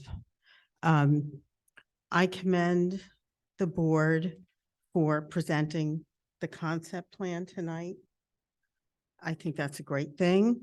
And I stand here too, although I don't live in Penn's Neck, in support of the comments that were made and the concerns that were raised. And I very much hope the planning board and the applicant will take the comments to heart. I'm here to speak briefly about Bridgepoint 8. I want, if I may, there will be public comment at the end of the meeting tonight, Tirza. That will be for non-agenda items, which would mean anything that's not on tonight's agenda. So there will be an opportunity to speak then. okay, well, Could this you will do that take, then? Curtis, this will take 10 No, seconds. I mean, I Point wanna of I information. want to do it in sequence. No, I If get it's it. related I to- get it. If it's related Yeah, to. it does actually. It relates to the this need application. for, yes, it relates to the need for transparency and openness. Okay, there was a memorialization that occurred for Bridgepoint 8, and it was published. And I asked Sam Surtees, who hears from me more than he wants to publish it as a link on the planning board website. I think that that is consistent with the need for transparency and openness and community engagement that this community is looking for and that the township is looking for. So I want to put on the record that I asked for the memorialization of the link, the approval for Bridgepoint 8 to be placed on the Township Planning Board website. And I spoke to Sam a couple of days ago. I would like to know if that is going to happen. And with that, of course, we're returned to the agenda for tonight. Thank you. Thank you. Curtis, just quickly, I'll indicate that it will be. The mayor and the board chair have no problem with it, and it was sent up to the webmaster to put on the website. Hi, Allison Miller, 41 Windsor Drive. Obviously, I don't live in Penn's Neck either, but I care about all parts of the township. And everybody here has done a wonderful job of looking at this development and seeing, unfortunately, flaws. And I think that the board should take into consideration everything they've heard. What hurt me most was Mather Avenue. They have to keep the cul-de-sac. There has to be a place for trucks, for garbage trucks, for everyone to turn around. There has to be a place for people who are going to a party to park. You need that cul-de-sac. And I'm really, when I saw that it was eliminated, I was very, very concerned. And I'm glad that I wasn't the only one to notice this, but that really hurt. And I think that I know Penn's Neck, I know people in Penn's Neck. It's a wonderful place. Keep it protected. Do what the residents have asked. Thank you. Are there any other residents, commenters who have not spoken yet? I'd like to give you first opportunity to speak before persons with additional comments. Go ahead, please, sir. I think this is Nimesh Patel. Spell the full name. First name is Nimesh, Nimesh. Last name is Patel, Patel. 11 Wallingford Drive. So I think I have a question more than a comment on the parking spaces for the 2 coffee shops and the urgent care in the middle there. I know somebody mentioned that there's going to be 30 to 50 people seating spaces inside, right? Each of these coffee shops, and also outdoor spaces to sit down. Let's say this plaza that we call it becomes a hit, right? And there's a lot of people coming in and out. Are the parking spaces actually sufficient for this small complex here, right? I know we're trying to fit in like 3 stores or restaurants or cafes into this small space. And I was just doing a quick math here, according to the paper, right? We have 50 per restaurant or, urgent care, 150 people, 66 spots there, right? Like, what is our requirement? I would like to know that, right? What is the requirement of the parking spaces? Is it 3 to 1? Is it based on square footage of the building? Is it square footage of the building to the square footage of the parking spaces? Like, what is the requirement? Ryan, do you have a response? I do. Well, I can point to our engineer, but I'll say to begin with, West Windsor is a little unique in its parking space requirements. We've actually proposed a few more spaces than is not just required, but is almost the cap that the town would like to see. At the time of site plan, when we have more detailed designs with, actual number of seats, I think we'll be able to more fully perhaps convince you that it's the right number, but we've approached it with essentially a quite conservative approach, both expecting it to be successful, but making sure that there's the right number of parking spaces, which actually exceeds the number that the town would otherwise have. Joe, anything you want to add to that? Yes. So, get a microphone, please. So for the cafes, it would be 1 space per 100 square feet of floor area. And then for the medical office clinic would be 1 space per 140 square feet of floor area. So that's 75 spaces for those 3 uses. And then for the convenience store and fuel station, it is 1 space per pump, so 16, plus 1 per 200 square feet of convenience store.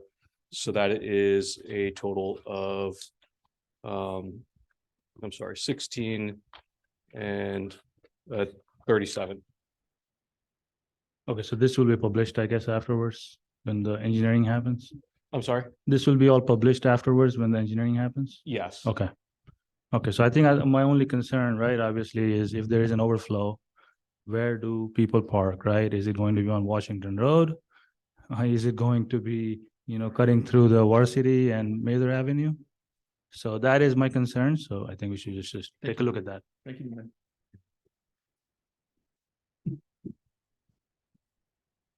Sarah Campbell, 13 Wallingford Drive.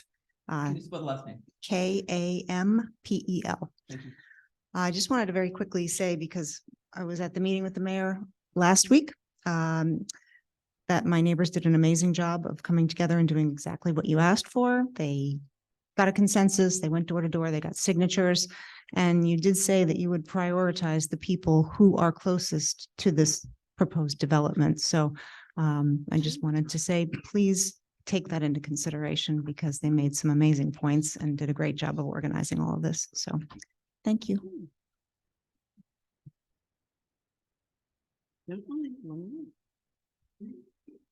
Ryan Kelly, 17 Fieldston Road.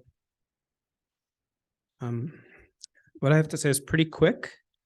I think we've spent most of the time tonight talking about the problems that the neighborhood has had or sees, and what are the mitigations we could do for the neighborhood.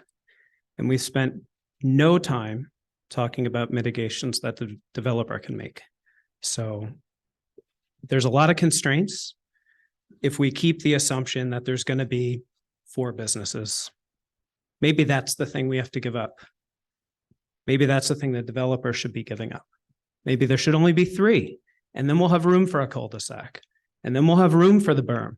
We'll have room for more traffic mitigations. We haven't talked about that at all. So that seems like something in the planning board's purview to look into. Restrict that. Thanks.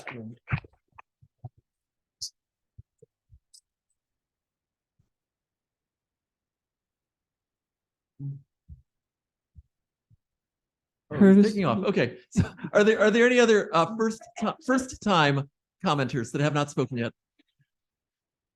Okay, at this time, I'll open it up for commenters who have spoken already.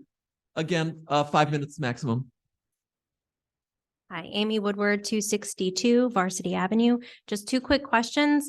I had, just for clarification purposes, the gas station that's currently there, does the developer currently own that, and has that property been sold? And then my other question, we've talked a lot about traffic and the impacts on Washington Road and the surrounding streets. But the question is also, we haven't addressed, is the infrastructure on Washington Road. We've had how many sinkholes happen on our street in the neighborhood, and flooding every time we have severe rain. So when we have those 800 units from the train station coming down Washington, or we have our residents trying to get out of the neighborhood because we can't get to Route 1, how is that infrastructure going to be addressed? So those are just 2 questions.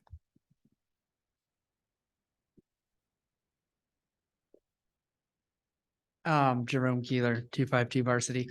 So to echo the comment that was just made about what the developer would give up, and the comment Allison made about the cul-de-sac on Mather, I understand that would be an easy solution for garbage trucks and delivery trucks. Varsity, on the other hand, the emergency vehicles part is easy. You can block it off, but trucks turning around, garbage trucks, delivery trucks, I'm not clear on how that's going to work. They're going to turn around in Amy's driveway. That's what's going to happen. It's the only place to turn around. So it seems to me that if that were to be closed off, some circle of the berm would need to be given up such that trucks could turn around. Again, that would have to be something the developer gave up, negotiated. So I think that needs to be kept in mind, hasn't been mentioned before.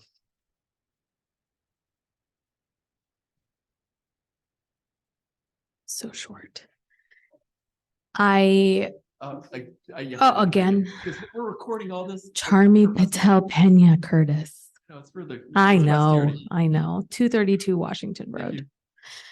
So obviously we know how I feel about the roads and the traffic and all the things. And yeah, would like to echo Mayor Marathi that it would be great if we could get that bypass, because that would change all our lives. But we know that would take years no matter what. But I do want to echo a comment I heard from someone who's not of our neighborhood, but is very interested in stormwater management. I've been very lucky that I've only had 1 flood in my basement, and it only took some of my childhood photos.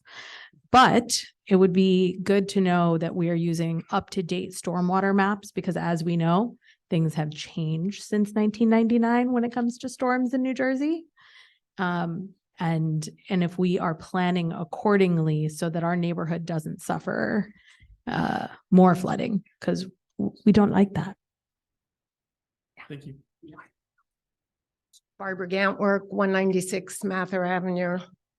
I have a question. I don't know if this is the appropriate forum, but to my understanding, a redevelopment plan is a negotiation between the township and the developer. And in the response to the developer that from the township, one of the things was noted that the areas and properties are under the, they're not under different ownership. And so my question is, does the applicant own all the properties? And does the applicant have to own, and if not, can the application go forward if the applicant has not acquired all of those properties? That's process. I don't know if anybody Ryan, do you have a else. response to that inquiry? Absolutely. So the applicant controls 7 of the 10 lots. The others are owned, including the gas station on the corner, by a commercial entity. All 3. Yes, all. Thank you. Part of our process with the township to get to the next step is this piece. Control would need to be demonstrated, control of the sites or ownership before getting to the next step, actually having a site plan application. So we're currently working on that in conjunction with the township so that we could be designated the full redeveloper, gain control. We wish we had control of it now and maybe could clean up those ones in the corner. And then when that happens, we would move forward with the next step, fully design the site and come back for a site plan. Hi, Chitra Pena, 229 Mather. I want to ask a question just for clarification as well, and I think it was answered during this meeting. Who owns the cul-de-sac? Is it property of the township? Currently. Yes. So you would have to relinquish that to the applicant in order for them to take it as impervious coverage and make it a basin. Again, I mean, that is being used for stormwater management. So it's a balance between whether you want to have a more storm. On one side, people are suggesting you do stormwater management using rules that are not even in law, right? And on the other hand, people are saying, if you take the cul-de-sac away, stormwater management won't be. Well, to that. Yeah, so Sorry, it's not to make it a back and forth, but to that point, Ryan suggested the developer give up that second that I mean, that's cafe the- or, drive-through that was not in the initial proposal in No. 2019. No, see, the initial proposal, the ordinance that this is in fully compliance with the ordinance that the council passed. Initially, if I remember right, there was a third store which was much bigger, or whatever, third structure much bigger. The council insisted on a 2,500 square feet footprint for each store. That's how it became 3 to 4. And this is fully compliance with the ordinance that the council passed. And that was in response to the comments from the residents in that time that the footprint of the store was reduced. I don't think, 2,500. I don't think the council said there had to be 2 stores, though.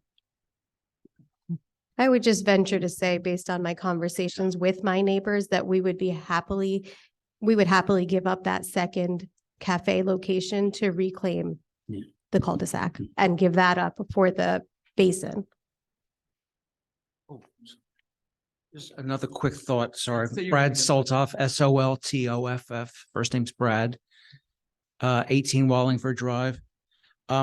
So to deflect as much traffic from Avalon coming down Washington Road, it would be great to have them diverted to Alexander, which is a 4-lane road the other way. We had spoken to the mayor meeting, I think in the spring, about a bypass to Vaughan Drive from the Avalon complex that would deflect them people to go to Alexander rather than Washington. I just wanted to remind you guys that. I'm hoping that's still in play. It would deflect a lot of traffic from coming there and go to a 4-lane road, which would much better support all that Avalon traffic. Just to make sure that's still a factor and you guys are aware of it. Thank you. Hi, Isabella Palovich, 198 Mather. The cul-de-sac, besides playing the role of place for every truck to turn around, all these prime trucks and everybody to turn around, has also another usage that I noticed over the years. The New Jersey Transit utility vehicles have a road in the forest that they use quite often to maintain the tracks. Did nobody ever mention that, or in the plans, or nothing that I saw? Am I missing something, or can you explain what how do you manage that with the New Jersey Transit? Like if you put a basin there, where yeah. If you walk there, you'll see it. It's like a grown over with weeds, but it's like a dirt road that they use. So maybe you can address that, like how. The access she's referring to historically was used by the Dinky to go to their oiling, track oiling device. They've moved that device down to the end of Wilder. So they're not using that access anywhere as near as much as they used to. And any access they need to that section of the track, they can get to from Wilder. And I also wonder if at one point in the history of Penn's Neck, but there was at one point in time a Penn's station Neck there. Station, yes, along the Dinky line, which is not anymore. But I'm wondering if the accesses we're talking about might have historically been to that not now used use. Well, I used to ride. I used to. If it was a whistle stop or whatever. No, I used to ride the Dinky out from Princeton to there, get off, and go to the community center and play bingo with my grandmother. There you go. Thanks. Is there any more public this evening? Is there any more public comment on this concept plan review? Can we get the answers to the? I'm going to go there next. Is it so? Members of the planning board, do you have comments you'd like to make at this time? Well, Andrea, go ahead. Well, I would like the answers while we're open to the two people asked questions about we've got a list here. Andrea, wait. Yeah, the ownership of No. Wait. Well. No, not that one. The other. Okay, go ahead. The widening of Washington Road. Okay. And there was a question where that property is coming from and whose property is getting widened. Sure. I'll ask Carl. I know we had very positive and lengthy meetings with Mercer County, and maybe Carl can go in a little bit about what their plans are and how it might work. Yeah, so as I indicated, any widening of Can you put that slide up? Where? More of a site plan slide. Would be great. Put it up.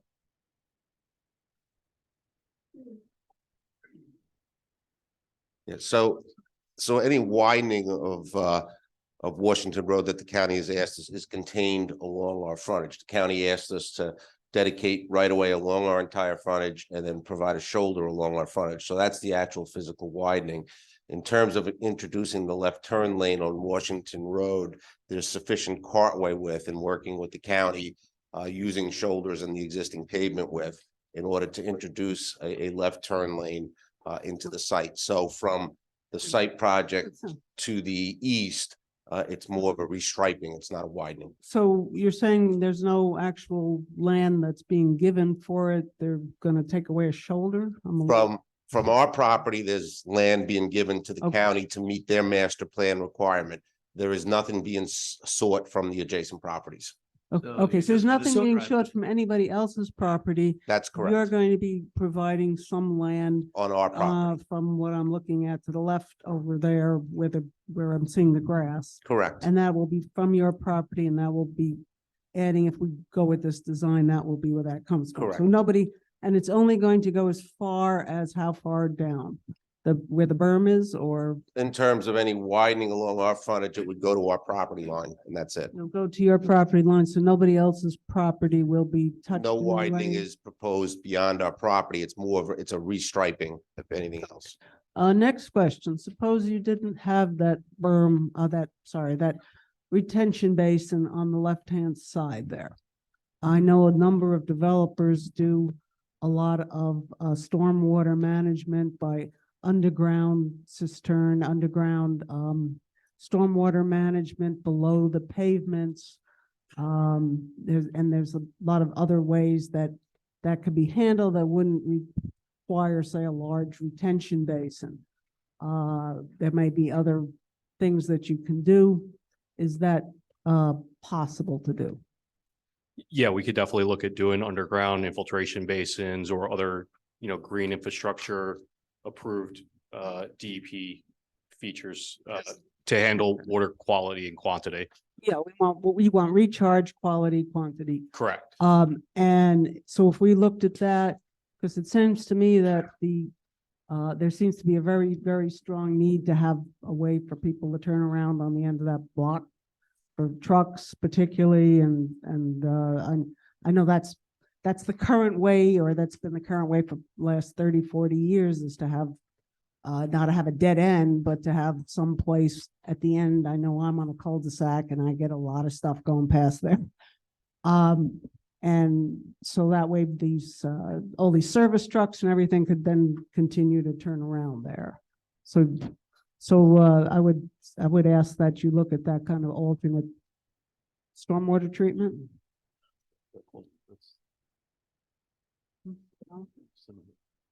I just have a question for you. I want to make sure we resolve this one first. Alan. Well, this is related to this. I mean, that seems to be a huge cul-de-sac. Is that a normal cul-de-sac that you would have at the end of a street? What is the radius? What would you use? The question is, Alan's question is, the cul-de-sac that's now at the end of Mather, is that the normally standard size of, a circular cul-de-sac, or is it bigger than it needs to be? Yeah, it does look, this goes way beyond that Mather cul-de-sac. That's not a huge cul-de-sac. This one here, that goes all the way to Route 1? No, well, if I remember, that cul-de-sac isn't really paved very well either. It's kind of, yeah, it's in bad shape. But we did have yeah. Mather Avenue connect to Highway 1, but then with the improvements, let me finish. The improvements with the Dinky Bridge, that when Highway 1 expanded from 2 lanes in each direction to 3 lanes in each direction, the old Dinky Bridge was insufficient for that, so they actually had to build a new Dinky Bridge, which created road adjustments to Highway 1, dipping below and coming up, that it would have been too steep a grade for Mather to go into the improved Highway 1. Am I making sense? Yeah, okay. So that's how. Yeah, I don't think we need an 18, yeah. I don't think we need an 18-wheeler able to turn around there, but I think you're talking, well, no, I'm saying in the cul-de-sac, the garbage truck doesn't have a good turning radius. Yeah, just for the, Yeah. yeah, guys, for the, just for the board, I don't know what the radius is of that existing cul-de-sac, but the residential site improvement standards, otherwise known as the RSIS, which provides a lot of the regulatory guidelines for residential development and how wide streets are and exciting things like that, establishes the requirements for cul-de-sacs. And cul-de-sacs, the cartway, which is what we call the travel way, is required to have a turning radius of 40 feet and then a right-of-way line past that of an additional 8 feet. So we all know our math. Radius would be 40 feet. That means the diameter would be 80 feet, I believe, plus 8 feet beyond that on either side. So and the diameter on this one, the existing, seems to be. We can take an estimate off of Google Maps. Yeah, it seems to be much larger. All I'm saying is that there's a possibility of reducing the size of the cul-de-sac. And the developer could possibly still retain that area for bioretention and shift the cul-de-sac down closer to where Mather enters and redesign it to a smaller cul-de-sac. Because you're not serving 18-wheelers, No. certainly. And also there are other ways to handle the end of the street. You don't need a cul-de-sac. You could also have a T, what we call a T intersection, and it would be essentially you'd be making K turns in it, and that's used as well. So looking at the developer's plan, the paved width is about 45 feet radius. So it's about 90 feet across. Which is sort of what he's. Yeah, and it's oddly shaped. Yeah, I think. Yeah. No, but Yeah, I no. think if there's direction being given here, if there's a way they can preserve the way to make the turn and Right. find some other way of either partial or using other means of stormwater management, then there should be some way to make everybody happy, if you will, or less unhappy. And maintain some way of having this, having the trucks make a turn on the end of that road. Because I'm hearing a That's- lot of unhappiness with that. That's what we're hearing. Yeah. Yeah. Are there other concerns that planning board members have in response to public comment at this time? Again, this is not a closed door, this applicant, we'll be dealing with this one for a while. Yeah, it sounds like I had assumed people would want some kind of foot access so that they could use the amenities. There seems to be no interest in that. I don't know if in 5 years, people or 2 years, people are gonna say, hey, there's an urgent care over there and I have to go drive all around to it, or I don't know if people have thought that way. It's kind of, whether they would want to be able to walk to one of these stores. Nobody, what? So, but it sounds, And I brought this yeah, up during the circulation. but I assume people walk in the street. And Andrea, we are not going to resolve that today. So, But I mean, yeah. that is something that does seem to be right now, the discussion is Yeah. people So- would rather just have a berm. Yes. So, yeah. During of mine, we talked about, do we want a pedestrian pathway? And the answer was no, because traffic goes two ways, and we don't want people from that side of the road wandering in the park. No, I have these. I've collected, I've taken notes, so I'll pass it on to it. So, yeah. I'm just gonna add one other thing in terms of the berm. That was the first thing that we had thought of when Southfield Commons, Southfield Plaza went in. And we suggested having a path through to the neighborhood. And it was resoundingly rejected. It was like 1992. People's attitudes don't change. From a planner's point of view, it's a great idea. People can walk in and out, you can do bicycles, but in reality, people are afraid of whether it's real or not, people coming into the neighborhood, more so people coming out. So that's even with like McCaffrey's, which is really more of a neighborhood center. Exactly. And yet, I mean, yet we're all told to look for these walkable areas, Exactly. but We were shocked by the. So, yeah. So was So, I mean, the walkable path would be for you, it wouldn't be. Andrea. So. So I think we've resolved, we've talked about this enough for now. Are there any other concerns of the planning board at this time to react to or respond to on this concept plan review? I'd like to give Ryan, do you have any closing remarks at this time? I'll say a few, and then I think our applicant would like to say a few words. But first, thank you everyone for this feedback. I really do mean it. The applicant means it. This is what this process is for.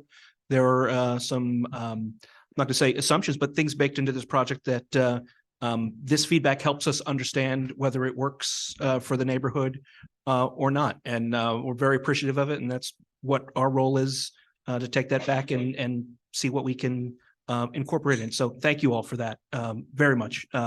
One small note, the one thing on my list that I don't think we answered from the questions that came up was just about berm maintenance and maybe it goes without saying, but yes, the applicant would be responsible for that maintenance. There are, you may just, we'd love it if you just would trust us because we're good people, but there's a good set of tools in the approval process to make sure that happens between the town usually requires us to bond to make sure the plants stay alive. There would be conditions of the approval. And because this is redevelopment, will be entering into a written agreement with the town with a series of expectations that the town will essentially enforce with us. So because it's a redevelopment project, there's even more tools available to make sure those types of things happen. I think towards the end here, we caught and were able to answer the other questions. The rest of our role really was to absorb these comments and take the next steps with the municipality with the feedback that we've gotten here tonight. So again, thank you for that. And Steve, you want a couple of closing words? Yeah. Somebody said, you hope the developer would take your comment or your comments to heart. And I can tell you that's why we are here. We did listen. We took, I think 6 pages. I took 6 pages of copious notes. My partners did, Ryan did, my engineers did. So we listened. And that's what we're here for, and we do appreciate them. I will tell you, some of the comments were hard to take, but but we want to make this happen, and the only way we're going to make this happen is by working together. We do. Our approach to development is not to come in and push something through. It's to work with you. Just a couple of things I did want to mention on the subject of maintenance. I think it was.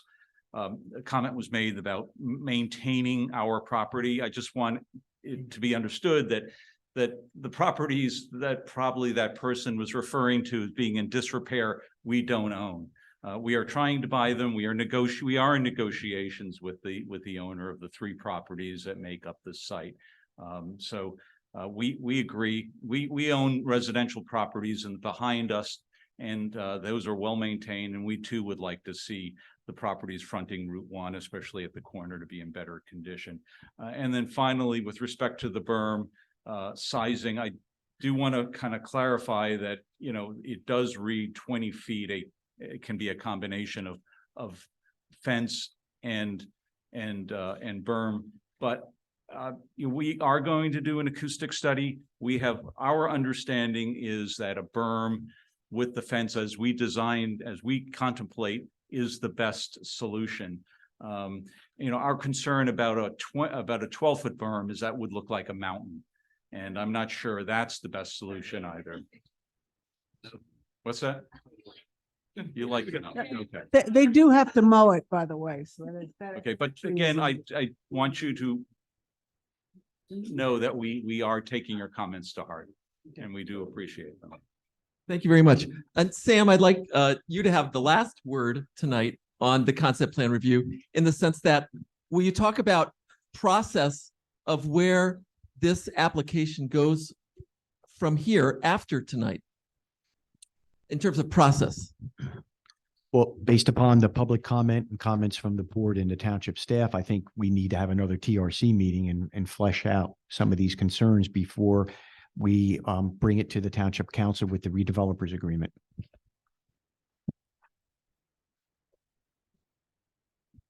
Okay, so this, go ahead. Just to clarify, that will be hearing before the township council. Well, I think there's a lot of design changes that are talked about here. The developer has to get together with their partners and decide what they're going to do. Then a revised plan would have to come back to the township staff to review on that, so we can provide comments on that. Ultimately, the plan's not going to be approved by the council. It would be the developer's agreement, and the concept plan would be an exhibit as part of that. Right. Thank you, Sam. So for tonight, the concept plan review for tonight is completed. We now have the opportunity for the next 15 minutes maximum to have public comment on anything that is not on tonight's agenda. So it's not going to be about this application at all. If you have public comment, go ahead. Welcome, John. Yeah, John Church, 11 Princeton Place. Very briefly, I did attend the Zoom meeting this morning of the Mercer County Planning Board. They do this on the second Wednesday of every month. And they did briefly mention the warehouse project. They are aware that this board. Please, order in the room, please, while someone is speaking. Thank Yeah, you. thank you. Yeah. The county planning board is aware that this board has passed their resolution of memorialization. They know that. They're taking that into account. The application is not yet complete. They mentioned that there is a 45-day period where the applicant could raise objections and so forth that that might happen, doesn't say it will, but at some point, the county planning board will consider this application, and there will probably be special meetings. There could be as many as 2 special meetings of the county planning board. And hopefully, I'm sure these would be noticed and would be subject to public comment. So I just wanted everyone to know that it is in process with the Mercer County Planning Board for the warehouse. Thank you, Okay, John. Sure. Is there any other public comment on anything that was not on tonight's agenda? Could I have a motion for adjournment? So moved. It's been moved. Second. Second. All those in favor say aye. Aye. We have concluded tonight. Thank you. Aye.